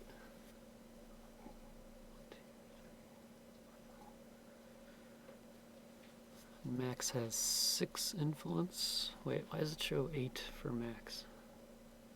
1, 2, 3, 4, 5, 6. Oh, didn't count Ulysses. Yeah, I don't think Max is in any worry of getting a chest out loss here.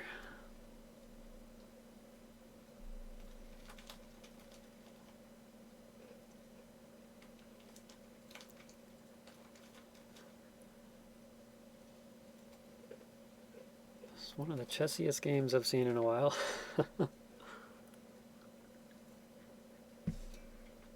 I was expecting Jordan to be playing a very chessy game because it's what his deck is built to do. And the games that I played against him were all very long, drawn-out, chessy affairs. Whereas Max, I think Max is typically known for very, very fast, very aggressive play.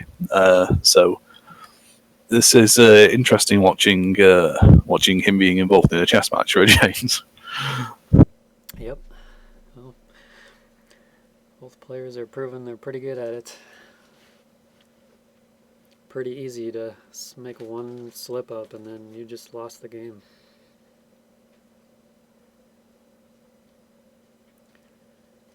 This many deeds on the board, mistakes are very unforgiving.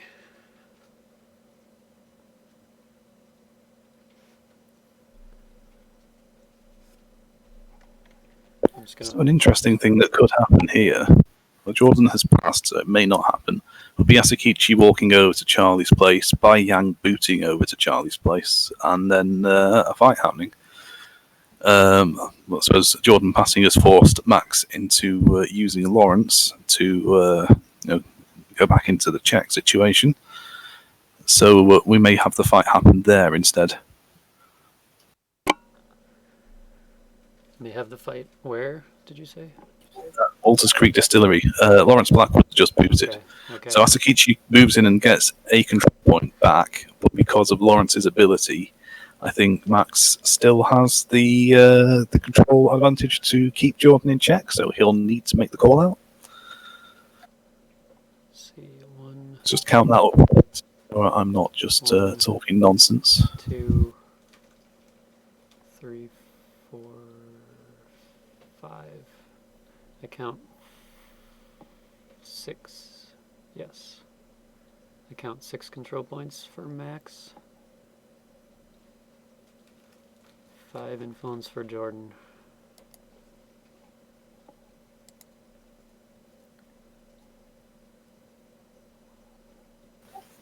Where is Max's 6th control point coming from? Do I see 6? 1. Wait, why does Rosaline have a control point? I don't think that's right. So we got 1 from Lawrence. Let's double check. Lawrence, Walters Creek, Gem, 1, 2, 3, 4, 5. So that's only 5. Yep.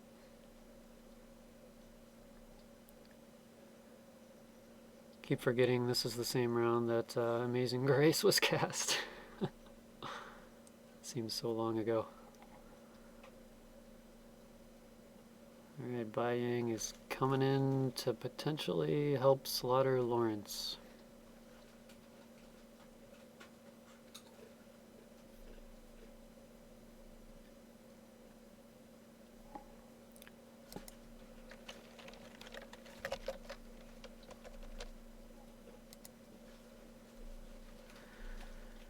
And Buford's coming for backup. Alright. Here comes the shootout. I think if Max loses this, he's still pretty much doing okay. Jordan loses this, that's game.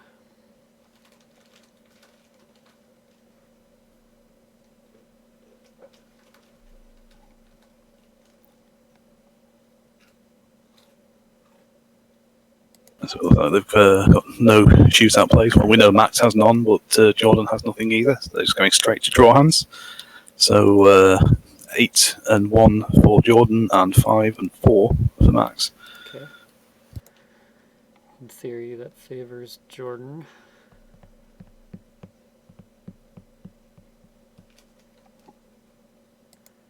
Very, Max, again, this has been one very long turn. Den of Thieves was used earlier, so Max doesn't have that to help him out either.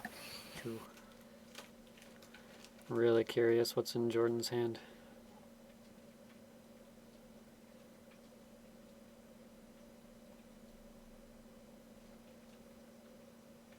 He's only used one of his draw. That's. He only had one draw to use, actually, didn't he? Yeah. Ooh, No, Max has got a full house. Wow, that's impressive on 5. Ooh. I think that hurts Jordan a lot more. I don't think there's anything he can do against that. Doesn't have any money for it's not what you know. So I think It's a hard choice here now for him. Does he lose the influence, or does he use Bai Yang? Lose the stud? Ooh, that hurts. I think. Oh man, if he wants to win the next shootout round, obviously he wants to keep Bai Yang. Look, Lawrence doesn't have to stick around for another round. Is the important thing here. True, but then he won't be. I mean, that would keep the game going, yeah. But I think Max has definitely come out ahead. Yep. Whatever the outcome. That's a tough choice on Jordan's part.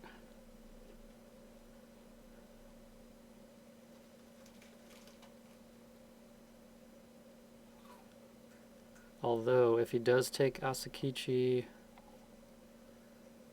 I think he's still in check even if he wins this, though. Is that right? Or no, because he'll be...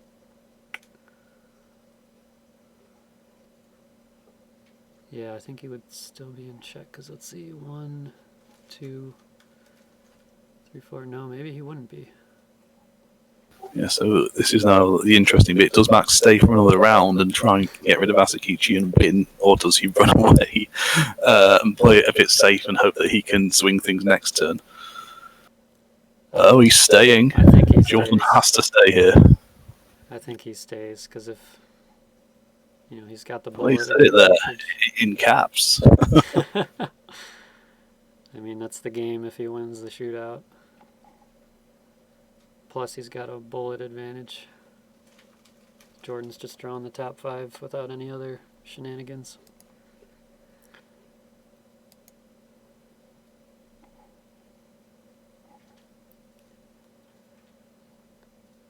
I think Jordan has to stay as well.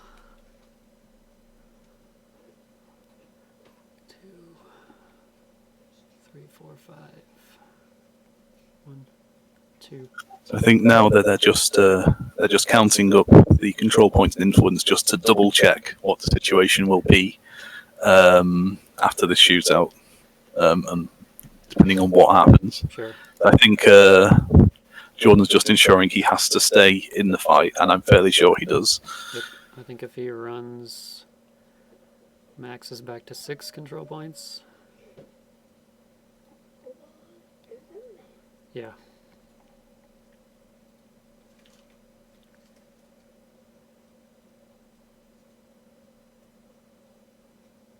Yes, it is. 5-1 against 5-0. Let's see what Lady Luck says. I mean, Max does still have a looser structure, so I would say odds are pretty even still at this point. Oh wow, look what Jordan just pulled out.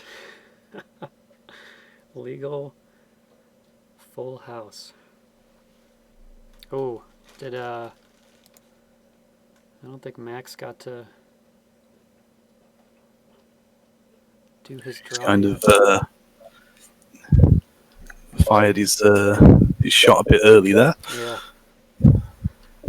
I doubt that changes what Max would have done. He's just going for the highest hand rank no matter if it's cheating or not, I think.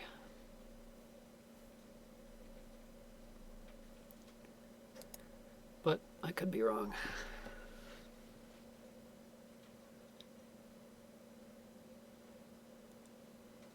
What do we got? Cheating rank 3. Only a cheating 2 pair. Wow. I think Jordan's safe. He gets Gets a ghost rock from that too.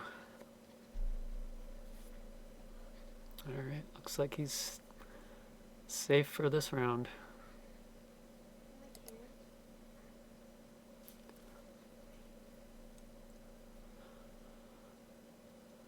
Let's see, Jordan got his money. Yep, okay. So, I don't think there's any way he can sneak the win here, but in theory he could boot over Asakichi to get Charlie's place, which will give him 1, 2, 3, 4, 5, 6 control points. But I don't think there's a way for him to win. I think at this point he wants to either keep Asakichi somewhere where she's able to move. So they've passed and it's sundown. Yep. Oh, So wonder why I think Jordan has the slight positioning advantage at the end of the turn. And Max has the more deeds, so Jordan has to do some moving around. He'll also have to cover his own deeds as well, unless he gets another dude. Wonder why he kept Asakichi at the deed instead of booting for better positioning this next round. It's possible that there's just a bit of mental fatigue setting in. Yeah. They've been playing for 2 hours now. I think it's mental fatigue on our end here too. This is a lot to keep track of. We've not been having to make the decisions. True. Hey guys, just to check in, they decided on an untimed best of 1? Yeah, Yep. that's correct. Okay. I think we're going on almost a couple hours now, aren't we? Just short of 2 hours. We started not too long, yeah. Still another low ball win for Max. Has Jordan won a single low ball this game? I don't think he I has. don't think he has. Max has had fantastic economy this game. But is this the first round that Jordan has all of the income from his deeds? That might also be the case.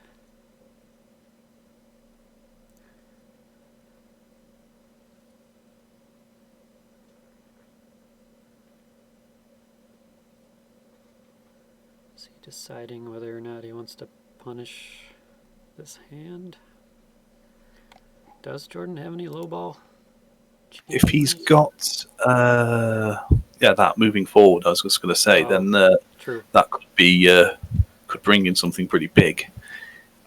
If he maybe grabs a Waitley estate, yeah, he's grabbed a Waitley estate. He's hoping that Gosh, that's enough to seal the game.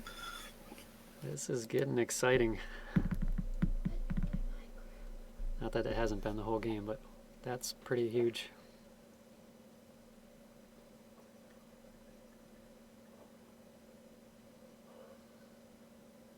Also, I think that moving forward to put out the Waitley estate is sort of one of Jordan's deck's sort of finishing moves, so to say. Yep. He's got Doris Powell in his hand, ready to play as well.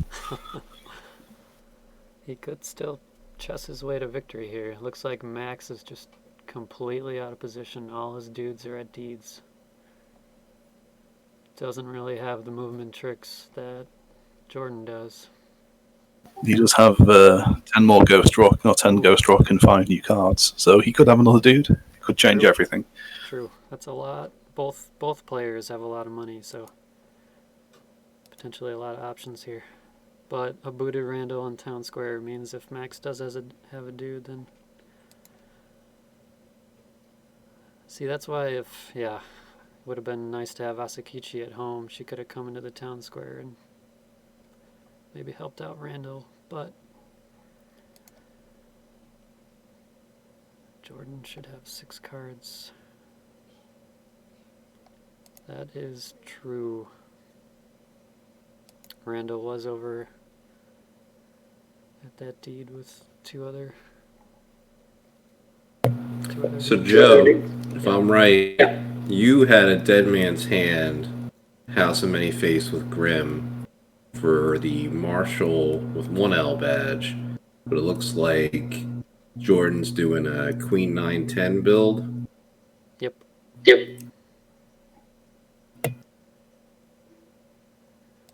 His is a lot more traditional structure and shootout.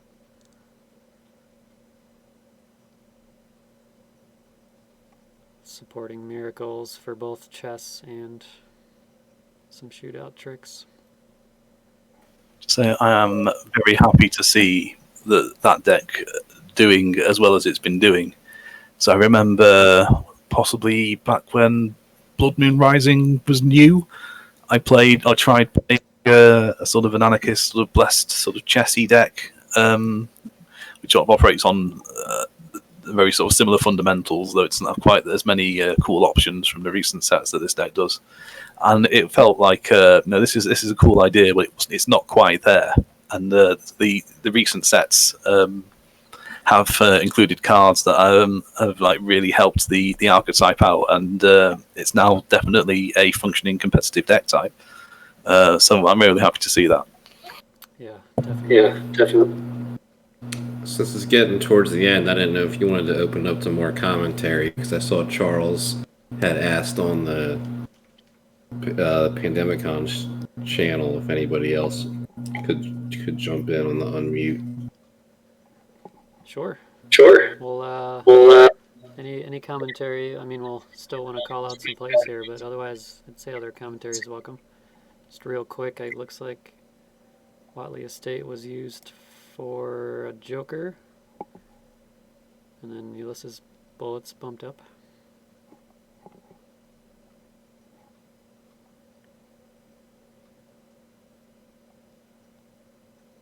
So Yasmin has moved away from the threat of Ringo's call out to secure Yanli's tailoring. I suppose as well it stops Max from using Yanli's to get the extra influence and gives Jordan an extra influence instead. So definitely a good move there.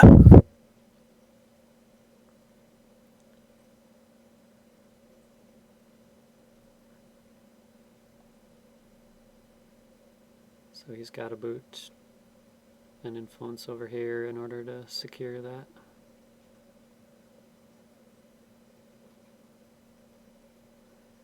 Yeah, Max being out of position, if he doesn't have any dudes in hand, could be pretty tough to deal with here.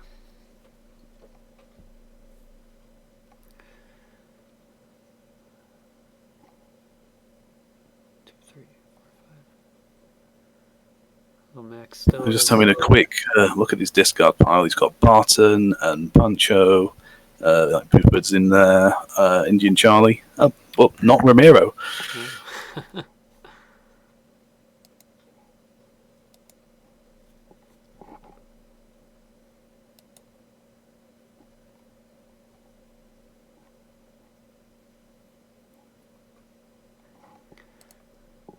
That's pretty important for Max to give him some options here.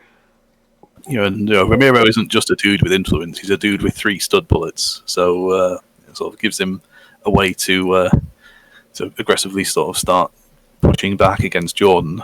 Jordan's he's got Hefang, 1 stud, and Tombstone Haint on 0. And I don't really think he wants to move the Haint from Yanli's tailoring. And Hefang is currently at home, so it'll be very if Ramiro moves out to fight, then it's going to force Jordan to boot somebody possibly. It gives him a bit more freedom. Yep.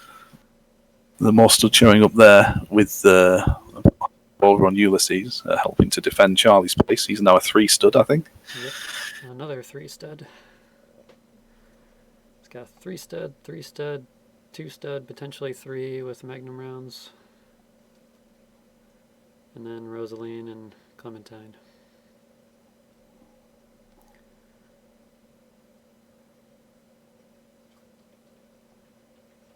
I think he can afford to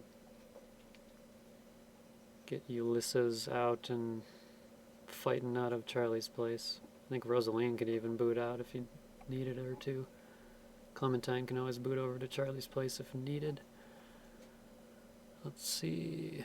Although Cliffs is out there, although it has to be a saloon you own, so that doesn't work. Ooh, he does have a dude. Father Diamond.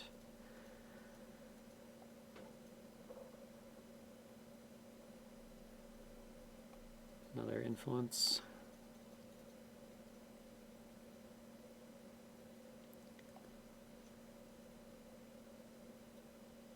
Another potential chess move here. I always thought it was interesting that Father Diamond can go to a deed, draw another dude out there, and then send himself home, and then send himself somewhere else.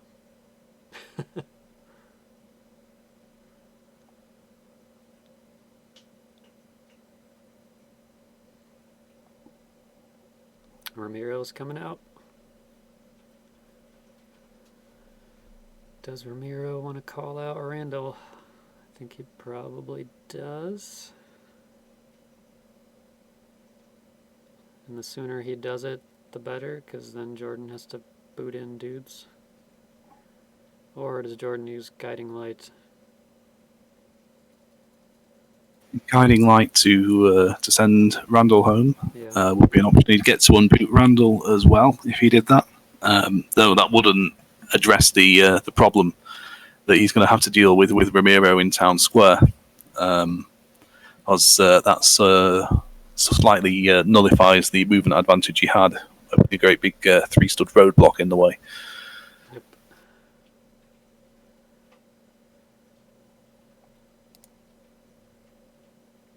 Very likely that at least one of these players is holding on to at least one more dude or deed as well. A lot of cards in hand and a good amount of Ghost Rock. Yep, Hit Fang's coming out. So that was just a regular move and not a House of Many Faiths move. So possibly holding on to that for options later. Yeah. Here we go. Ramiro wants blood.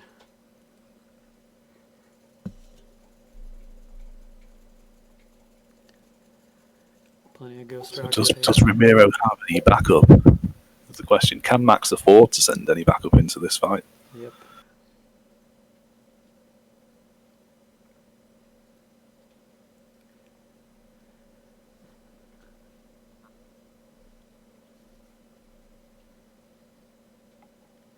Can he afford not to? Let's see. If he loses this shootout, if he ties, he's looking in a pretty potentially bad situation unless he's got another dude in hand. 1, 2, 3, 4, 5, 6, 7. I guess at this point, Jordan can only safely pull in 7 control points.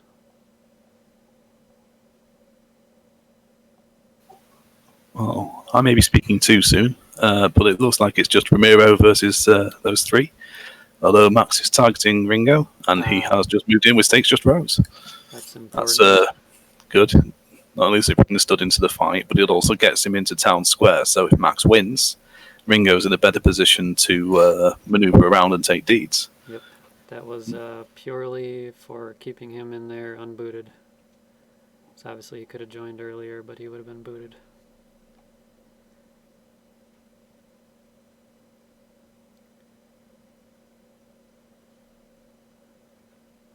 Jordan's only stud in this fight is Hefang. It looks like Ringo may be pistol whipping him after the Carter's Bounties was used to bring in Yasmin. That hurts. That was his only stud, I believe.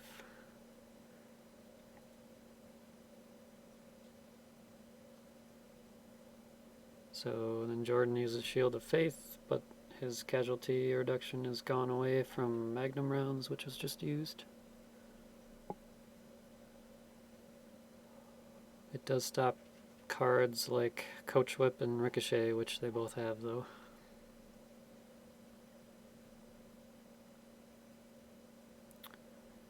What's going on here? Does he have that Queen Twilight card? Twilight is a bonus, so he's not playing that. Oh, nope. They're going to draw hands now. So he's got a Ricochet in his discard pile, so... Does he have 2 in a deck? Not that he can play it now with Shield of Faith, but he can still use his It's Not What You Know. Only as a cheating resolution, right? It's a cheating resolution. This could potentially be bad for Jordan. 5 and 4 versus 9. Let's see, Max has 1 card, Jordan has 4.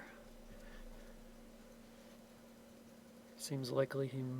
does he have any other cheating resin? No, he's only got the Ricochet in his discard, huh?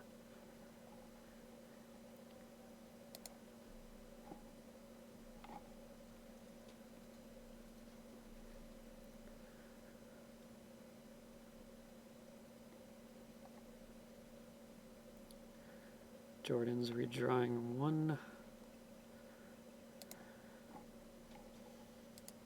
Let's see what he gets. Oh, wow. Oh, no. 2 pair for Jordan against a cheating 7. Full house. If he has It's Not What You Know, this is the time to play it. Yeah. Very important. Even if he does, he can... Max can Den of Thieves up 1 rank. Oh, he's got it. Very, very important. And the Den of Thieves at 1 rank at least saves the influence. It'll be Xiao Dan Li who will be the casualty in that situation. I think it's too late for Max to use Den of Thieves anyway, because that's on reveal. Correct. That is too late. So they are tied now.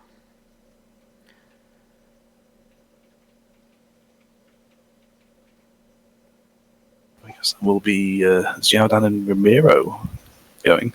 Yep. That's my guess. 1 bounty. And Ringo booted in Town Square is not a place he wants to be. So what happened with Ringo? Oh, pistol whip. Okay. I was wondering how he got booted. So that's probably for the best for Jordan. I mean, it hurt them both for sure.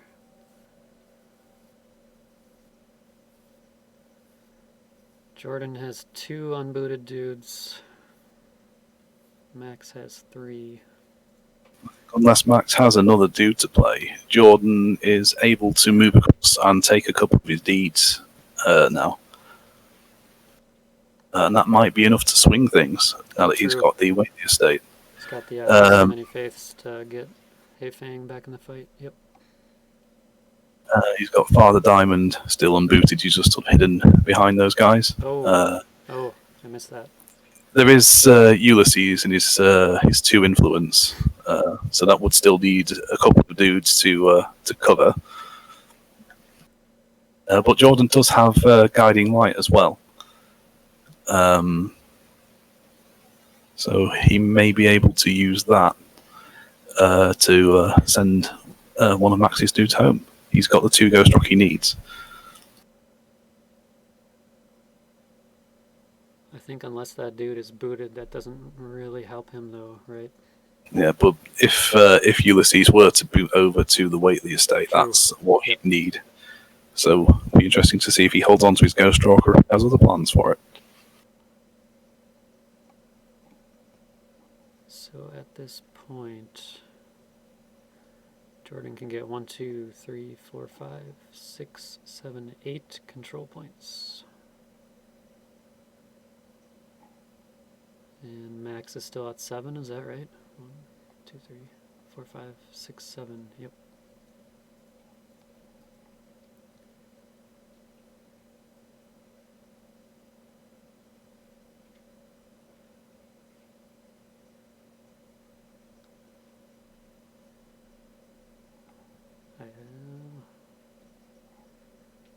This is where it'd be really interesting to see what's in each player's hand again. I think for sure we're going to see Jordan do his outfit, right? I wonder if he'd be better off moving Father Diamond somewhere first before using the outfit. It looks like if he's targeting Heifang, he's going to use it now.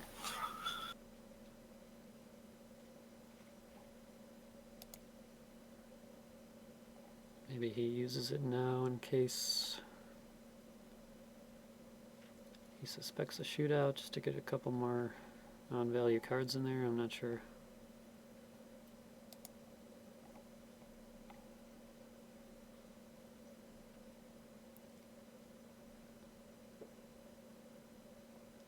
Okay. Max getting another Joker back. They're both getting Jokers back.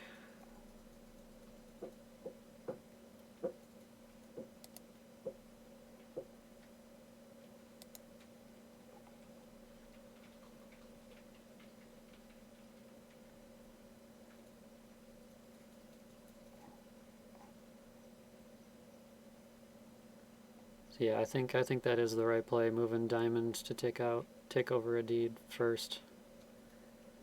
Because making sure Hayfang can get anywhere he needs is... Ooh, what is he doing?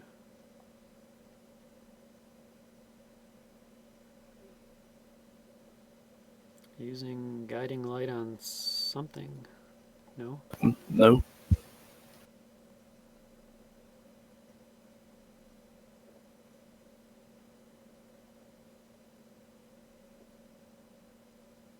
Maybe accidental click. Or maybe not. Maybe he sends Johnny Ringo over to somewhere where he can... Oh, he's looking to unboot Randall, perhaps. Okay.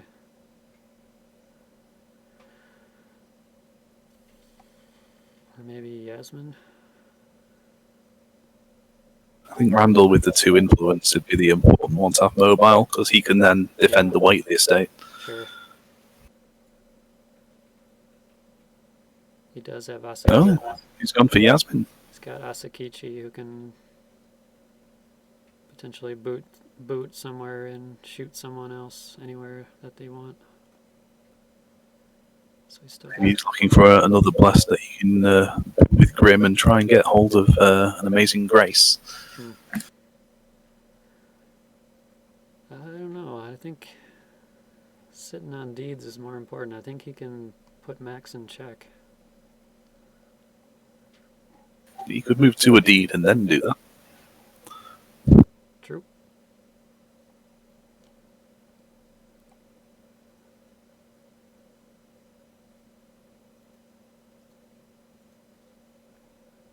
Well, before he does anything, I think he should use Cliffs. It's a good time to use it. Judge! Yeah. Uh-oh. Oh, is it legal for him to target Yasmin with Guiding Light? Oh. Oh, because it's not sent. Don't think it is.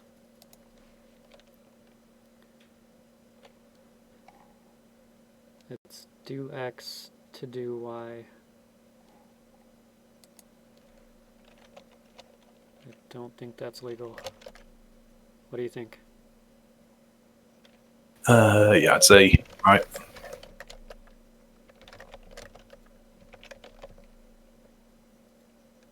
Yeah, sorry, can you repeat that? Yeah, I think he has to send her home to use that. What's the current question? Can you use Guiding Light on a dude that's already home?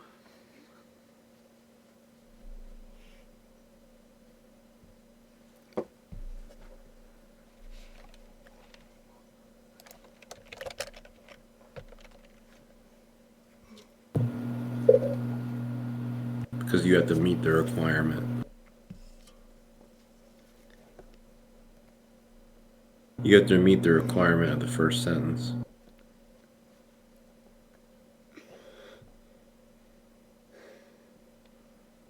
So in order Steve, to... are you on right now too? I see he's in the chat.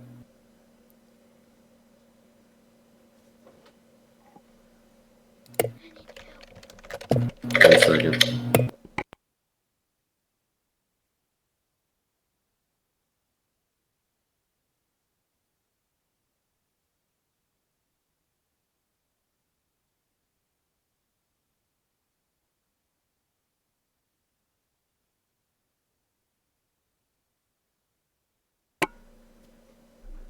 Okay, while this is going on, I'm going to take a very quick bathroom break. This has been a long game. maybe I'll ask the players if they want to take a quick bathroom break. I suppose as well now, if anybody else wants to chip in with any commentary, that'll be a good time.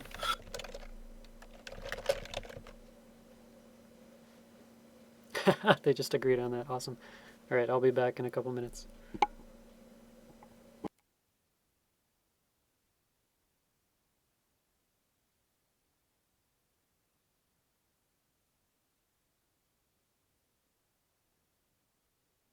Now we need to get some sponsors so we can cut to a commercial.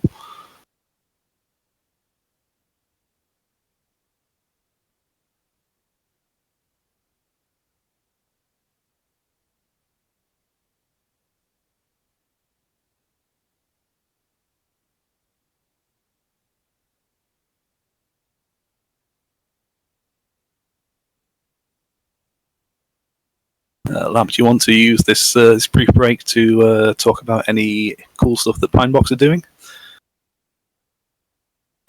I think the coolest thing we have planned is the Doomtown Online. So anybody who's watching can know that Octagon, Tabletop Simulator, Untap, that's all been something we've been allowing during COVID because we want everyone to be playing. But having an actual official digital platform helps us with multiple things. One being all of these require manual commands, and what we have going on for the official online just kind of does it. Like, what's kind of neat, I played a little bit of it when Aaron showed me, is like if we had a shootout where we're both cheating and he played Coach Whip, and the game knew that since we both cheated, I get to choose the guy who got haste. And it had a lot of automatic functions. So I think it'll be really cool. We are aiming for the middle of August to have that go live. Also resolve some of the questions that came up in these events. You know, what if one player doesn't want to play one platform, that kind of thing. But the big thing I think it helps us with is you always hear about people saying, can't play Doomtown because I have no one to play with. And part of that is just because the people that are really into Doomtown are all over the place. And it's really hard to get everyone together. So I think the online will help in the scratching the itch when you really want to play, and people can still, schedule their in-person events.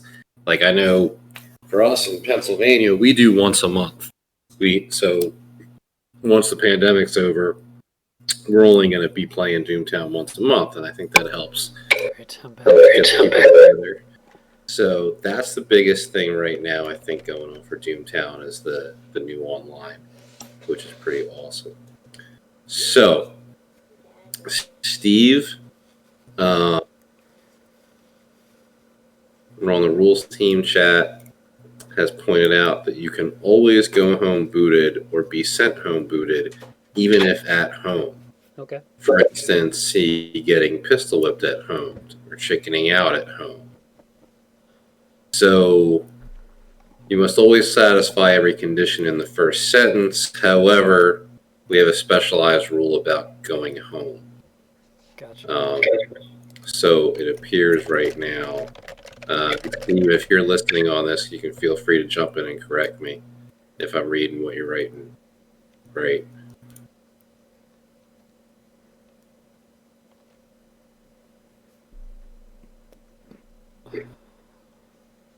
You don't have to choose a dude who is not at home, basically. Okay. Max has to bump up his bribes there, I guess. Yeah, so it makes sense because going home isn't part of the cost, it's just part of the effect. So I guess that makes sense. Okay, so we can now get back to shooting cowboys. Are we done with our commercial break?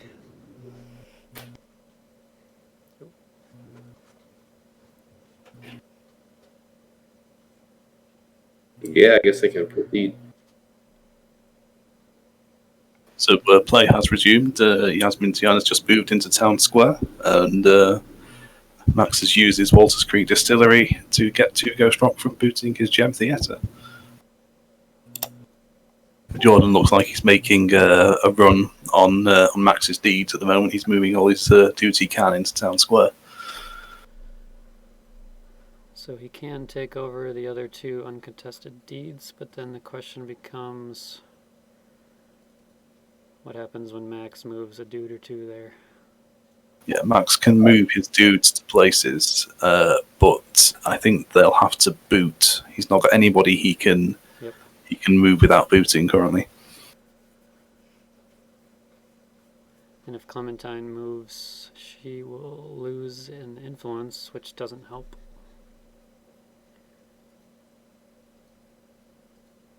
Yeah, so with that move, Jordan, I think, has now got Max in check. So Max is going to have to do something now. Yep.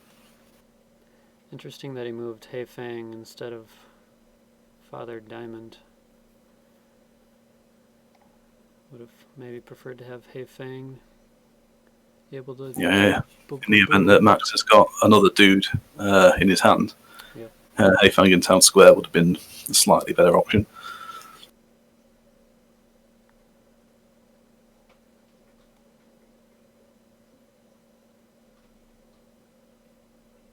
So, assuming Max doesn't have a dude in hand, what is his best option? To move Ulysses, maybe? I think Jordan may have the chess advantage here. As he's not used Asakichi's ability, he can boot her, and he's moved Ulysses over to where he finds. I suppose Ulysses is still a 3-stud currently. So that's the thing. I mean, Jordan can still do the Asakichi and move Randall over there to gain control of the deed. True. He could even send Father Diamond. Well, so I was going to say he could send Father Diamond to Charlie's place and call out Rosaline, which would be maybe a slightly more risky play. But he's moved Father Diamond into the gem. Yeah, I think that's a better play. I don't think he needs to risk it right now. I think he can out-chess him. So Rosaline is moving there. It means Charlie's place is open, as he doesn't have to go for the shootout here. I don't think.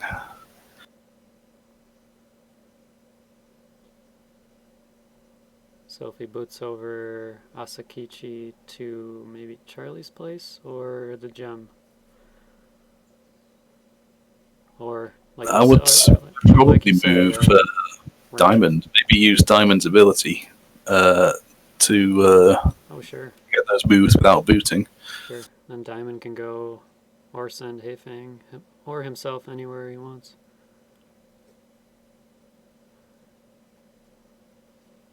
A lot of chess in this deck.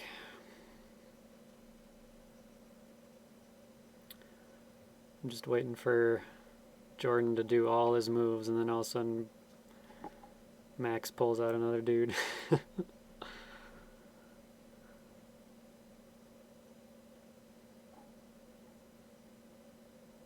He's using Diamond to reposition. That's good. Yep.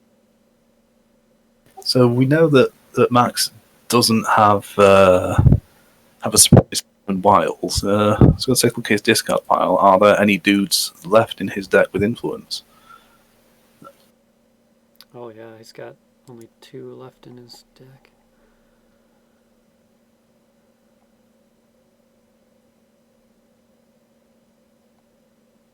Using Father Diamond to send Faye home. Okay, so what do we have? I don't think Max has any other dudes he can play here. He's got a lot of dudes in his discard. Poncho. And quite a few in Boot Hill. Poncho, Barton, Florentino, Fixer.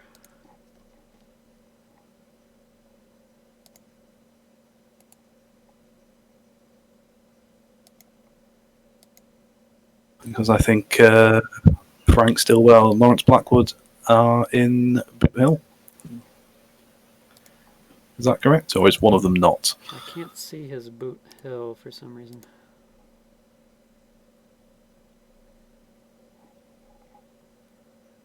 Okay, so Father Diamond moved over to Charlie's place. Clementine, that was a good move.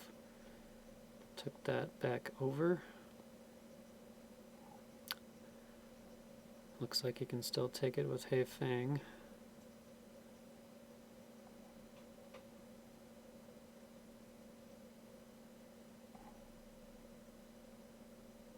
Unless Max has a dude, I think this might be it. 1, 2, 3, 4, 5, 6, 7, 8. Yeah, Max's dudes are all booted out. He needs to play a dude here. Oh, And wow, he doesn't have one. That is game, and Wow. Jordan's won. Wow, well done to both players. Incredible. Yeah, I wanted to see what was in hand. Coach Whip. He had a kidnapping. Interesting. That was quite the turn of events. Wow.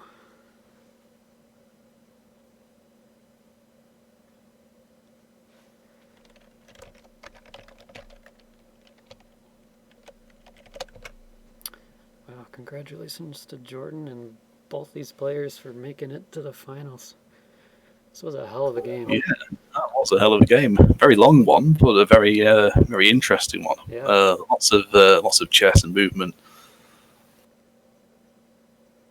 Lots of chess, few shootouts here and there, lots of call-outs, tons of tough decisions. I can't even... You know, it's tough for us to try and call it out, but much tougher when you're in that seat. Hello, everybody. Howdy, howdy. Hey there! Congratulations and well done to both you guys. Yes, indeed. Thanks. That was a hell of a game. Yeah, that was very complicated. It was. Yeah. And there were moments there, like we were saying, like, okay, so there's all these possible different moves I can do. This is causing us like a headache, giving us a headache, and we've got all this mental fatigue. We're not the ones making the decisions. It must be hell for you guys. It was certainly a little crazy. There was a lot of me, like, just reading things wrong, which is a little frustrating to be doing at this point in the tournament, but, you know. Happens to everybody. Yep. It ended up working out. Wow. Yeah, there's I guess it's great we got both of you here. Any other, like, thoughts on what you did right or what you did wrong?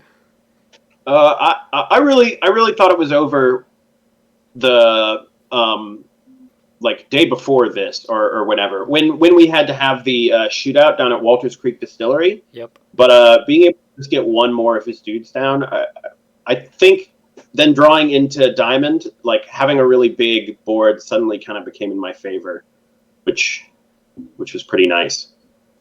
Agreed. I went for the kill. I probably should have run Lawrence home in that scenario. I still think that was the right play, though. I think you were right. It was a tough situation, and like you could have, if you had been able to take out the last of my influence there, it would have been over. There's nothing I could have done.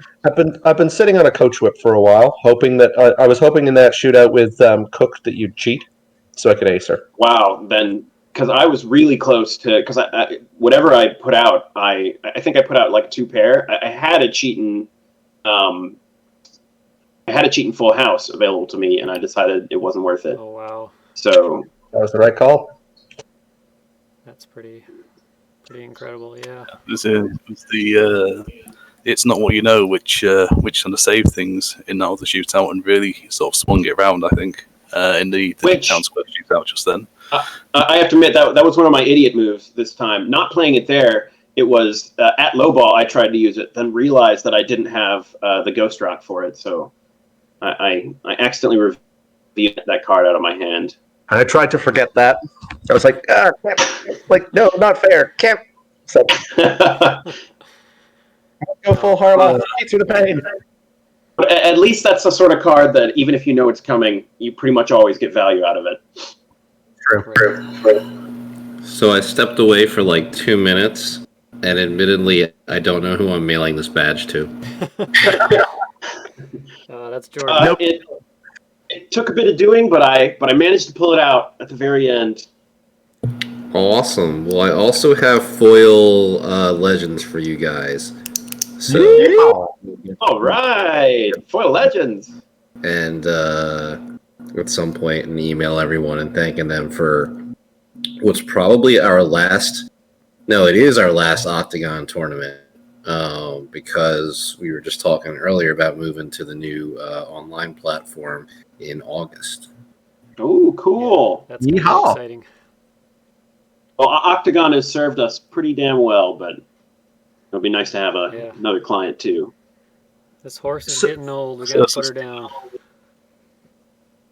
So I'm not sure if this is well. Sorry. Go on. I was just going to say, so I'm not sure if this is already going to be on the recording, because, of course, we weren't privy for that conversation. But for the benefits of the new players, yes, the new players, and not yours truly, could someone explain how the requirements clause interacts with guiding light, please? Because I don't understand it. Yeah, that is a good question. Okay, so I will tell you this because I was talking to Steve about it.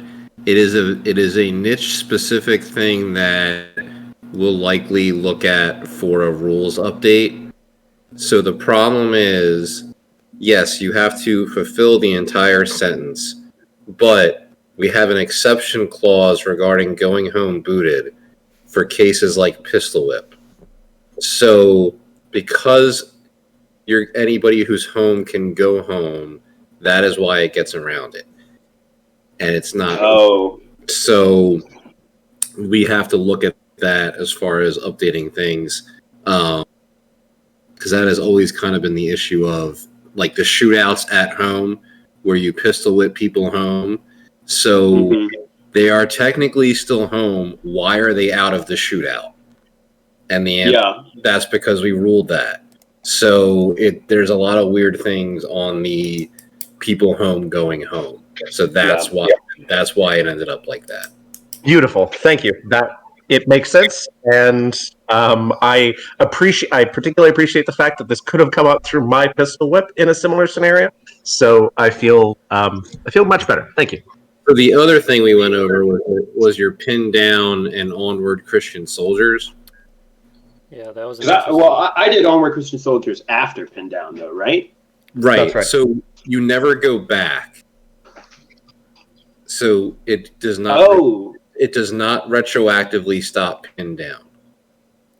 Okay. Yeah, that makes sense. Well, actually, the question on pin down, because it didn't even occur to me. It sounds like we played it right, but you did play it right. Yeah. Since it loses the bullets when he's chosen as the shooter, right? Right, but so would that stop it from? No, because pin down was already played, so all the effects that happened before you cast it. And just again to go back on the guiding light thing, this is another one of us dealing with the AEG era rulings. So it's we just need to update things in a If I had thought that it wouldn't work going home, I think there were other ways I could have managed to still get basically an unboot out of it just by manipulating people, because I had cards in hand to like get cooked somewhere, move someone around, get some stuff out of it, but it would have certainly been a little different. Yep. Yeah. I have to give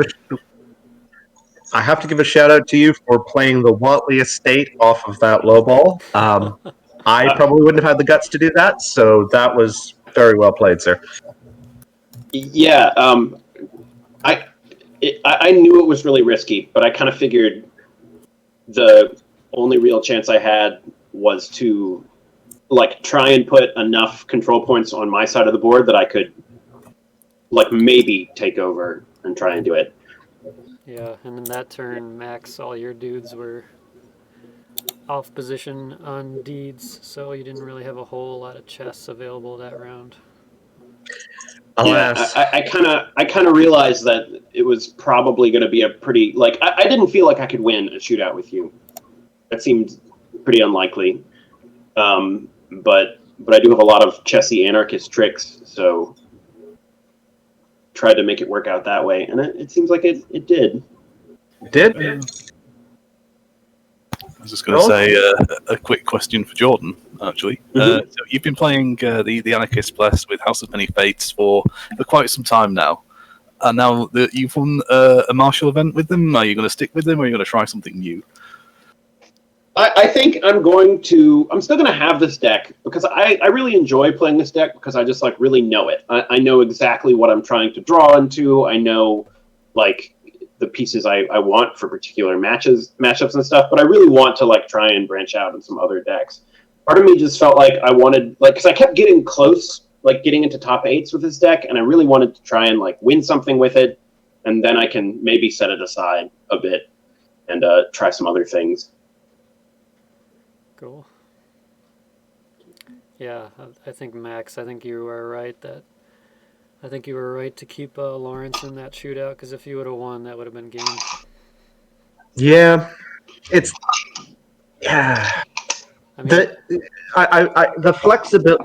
flexibility of potentially a 2 control point swing that he gives me is huge. My hope was just because he was on value, I didn't mind losing him quite so much. Right. And it's hard. It's hard to give up a shootout where if you lose, you're still mostly okay, but if you win the shootout, you win the game. It's hard to pass that up. Yeah, and I the way I kind of saw it was like I kind of had to have that shootout. Oh, you did. Or it was over. So. Yep, that was do or die for you. Oh, that was a great game. There was a lot of back and forth there. Yeah, there were definitely points where I thought there was no way I could possibly make a comeback. Father Diamond came in really clutch at the end there. Like, one, coming down as just an influence, but also being able to move both him and He Fang to like other locations while we were playing the chess game. I haven't used him many times in the deck, but that was a very powerful move at that stage. Yep. That was a lot of fun to watch, and also to be sort of like commenting and providing analysis on, and sort of like wondering what you were going to do next. Quite a few things there where we were like calling, this is going to happen, they're going to do this, and then you went into something completely different. Well, if I made any particularly befuddling moves, it might just be because I did not know the optimal move to make, but I guess it worked out in the end. Yep. I look forward to hearing at many points many better moves that I could have made from the commentators and be like, oh, jeez. In retrospect, I probably should have played Coach Whip on low ball. It's with so much unboot available to you, though. It's one of those. Yeah. But I should have done it. It wouldn't. Yeah. I don't think it would have ultimately mattered, but I think it would have been still a stronger play to force you to use on He Fang right away was what I was originally going to do. Just to then get the House of Many Faiths hopefully out of the way earlier in the turn. Yeah. But it's a good deck and very well piloted. Thank you. That was one of the most stressfully enjoyable games of Doomtown I have played in about a year, and I feel much better for it. So thank you. And I think this was like the strongest, biggest back and forth, like toughest hard fought battle that's like happened in this tournament for me. No offense to anyone else who played me in the tournament, but like this was just a really, really interesting back and forth game. And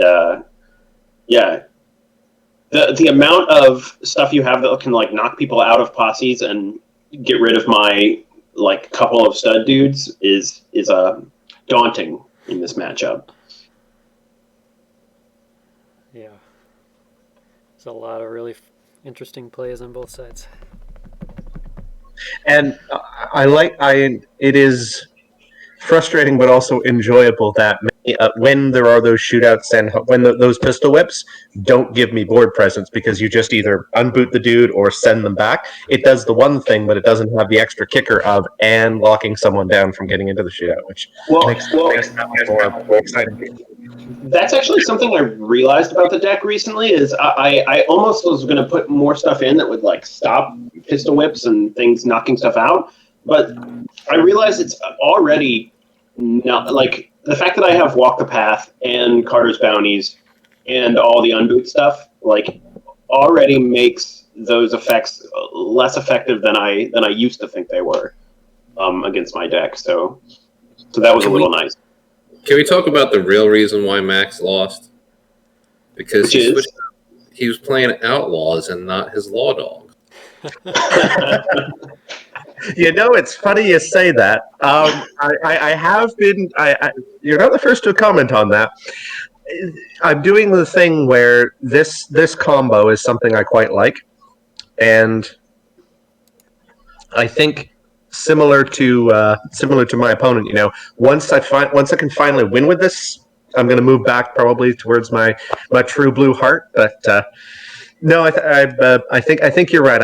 I tried to channel my inner Law Dog to try to punish my opponent's cheating, but I hesitated at the last sundown or sun up, and it's a sign. It's a sign. I should always punish cheating. I need more. This deck needs more bottom dealing. I'm seeing light. Well, it felt really powerful. I mean, that starting posse, just Johnny Ringo. I feel like I'm surprised I haven't seen more of Johnny Ringo. He seems like such a beater. I have a Sloan base deck. It doesn't start him, but it's based around getting him into play and just making him one big unit. And I know Berkeley Group. He has a card named after him. Tom top aided Tombstone with a Johnny Ringo base deck as well. So wasn't it? Yeah, he did Stone. I think I'm doing it at a base with Stone. I think he did it at a Desro with him. I'm pretty sure. Protection Racket. Protection Racket, that's right. Because I played against that. I think it was Protection Racket, because I think there was a point where he booted someone to do a thing at a deed. Well, there was certainly a lot of Desro this tournament. I went up against a lot of it, so it was kind of fun seeing a different Outlaws home and a different Outlaw strategy, like for this final. So I have a small theory about that, and I'm curious if it has to do with the online platforms where it's easier to just do something that doesn't really build deeds. And it's a very, easy home to kind of come out people and not have to maneuver around the platform and dropping everything. It's got a very clear, clean win condition. Yeah, because we've noticed that every online event, it's the dominant home, and that is not the case for in-person events. That's interesting. I guess once physical events start back up, we'll see. So yeah, we'll see how the actual card meta shifts. Yeah. Yep. With Johnny, I think one of the reasons you don't see him started more is he takes up so much oxygen from your starting posse that he's a very glass cannon. And I lost a deck in the tournament to, I think it was He Has Moments, the game I played, the gentleman who I played against before, who was running this game, playing Bayou Vermilion. And if I recall correctly, turn 1 or turn 2, Johnny got into a shootout and he died, simply because there were casualties to take and he had to go. And losing him in the first turn or two can be truly catastrophic. And it's hard in many decks to overcome the crush of cheap expendable dudes that you can normally fit. If he costs 7, you wouldn't have that issue, but he doesn't, and it's a good thing that he doesn't, I think, because he's a very powerful dude. You just have to He's so hard to remove if you don't have the tools for it. Yeah. He also probably works better in a deck without pistol whips and without stunning your eyes. I discovered this at about round 2 of the turn. Because he is actively anti-synergy with most of those cards, except... Oh, yeah. I see. There's interesting effects because either you use him and then you still have all of your stuff for the second shootout of the turn, or you don't use him, you play all the cards, but then he's got his trait available if there's funny business somewhere else. The problem is with a low starting dude in the early turns, it's very easy for him to get suckered into shootouts, especially if you're a sucker who tries to start shootouts like I usually do. So the key with him, I found, is he's intimidating, but if I can get past that with this deck anyway, to past the turn 1, turn 2 threshold, and there's a few more bodies and more support around him, then he really starts to shine.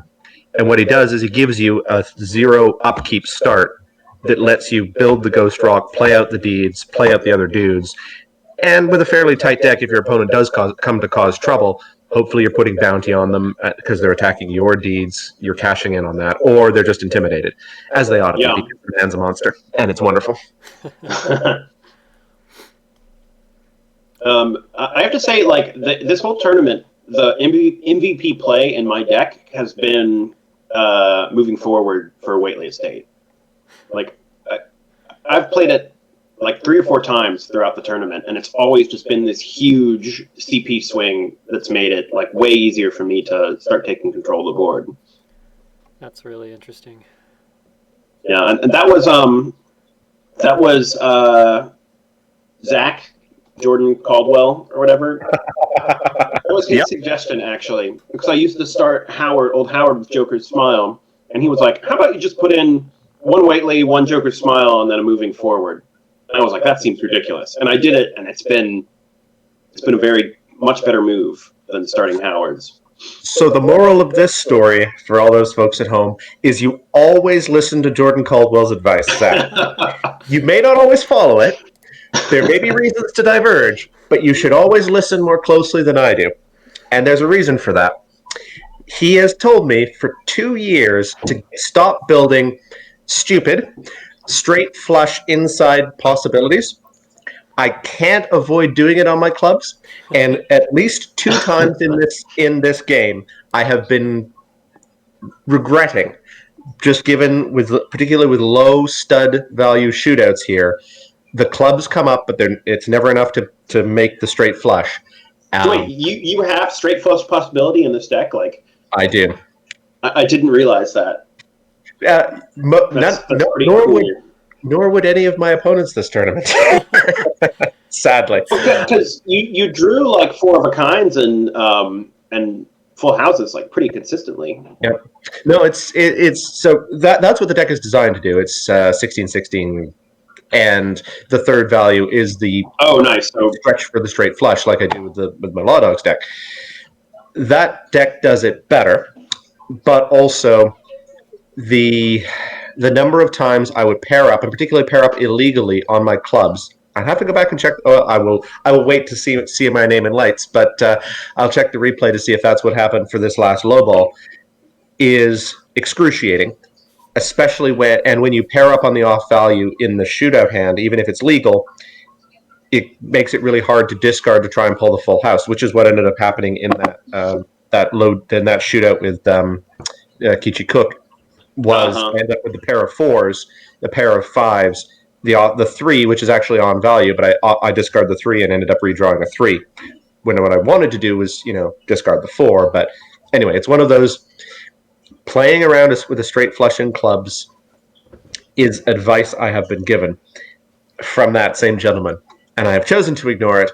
And for posterity and the international record, want to say that Zach is right. So I have to say, I just pulled up your deck list, and that strategy does seem super cool to me, though.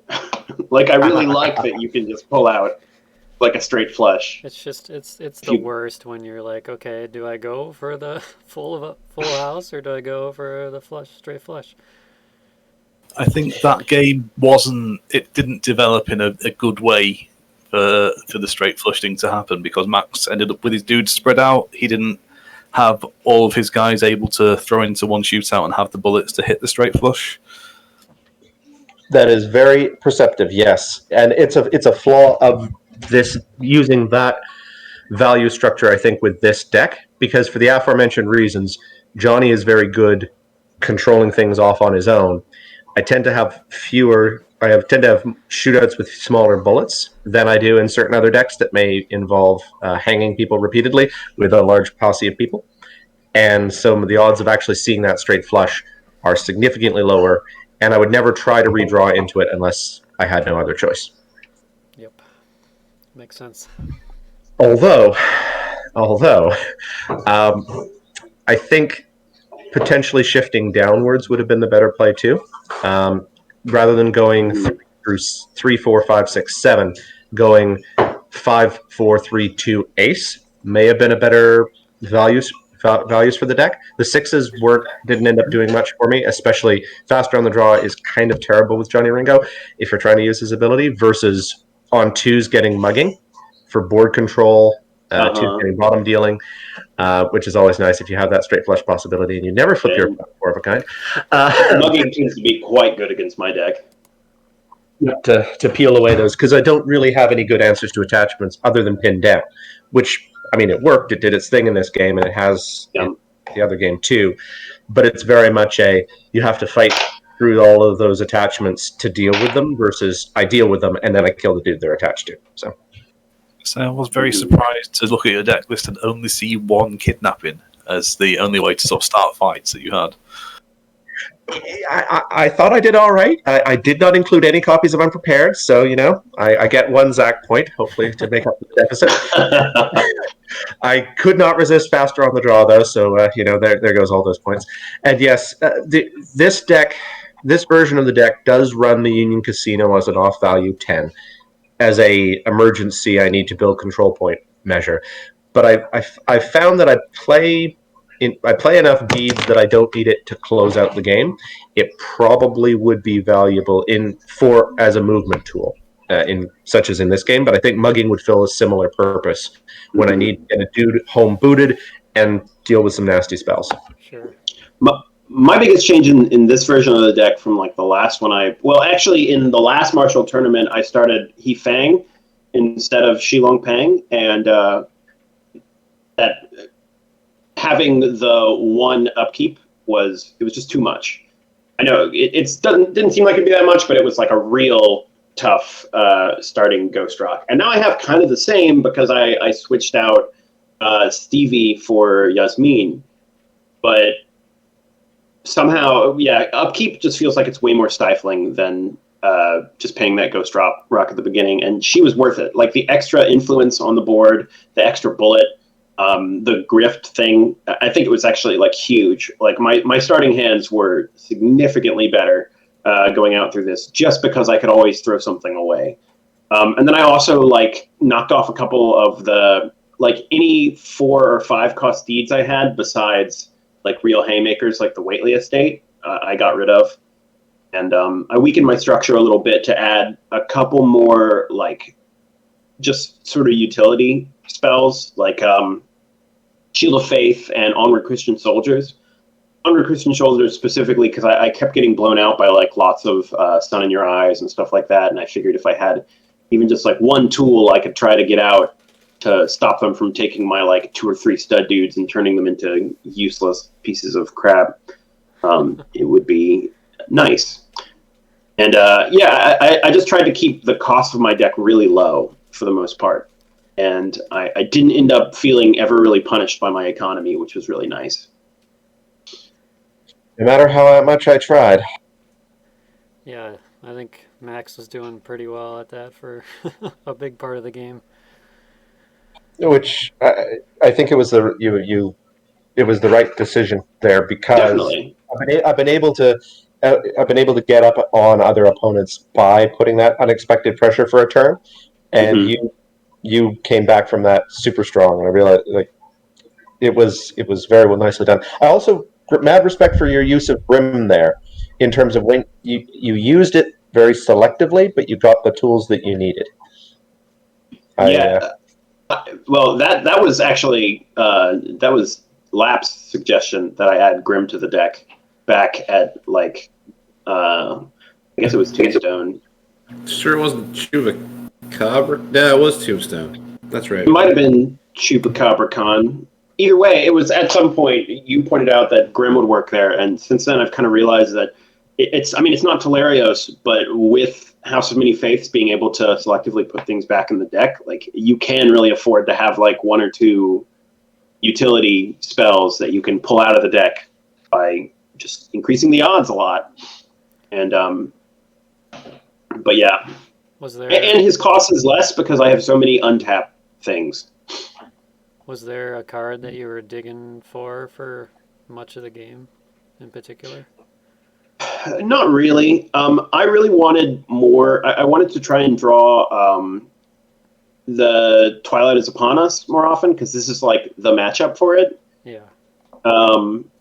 But I've still kept that card as a one of just because there's too many matchups where it's like almost dead.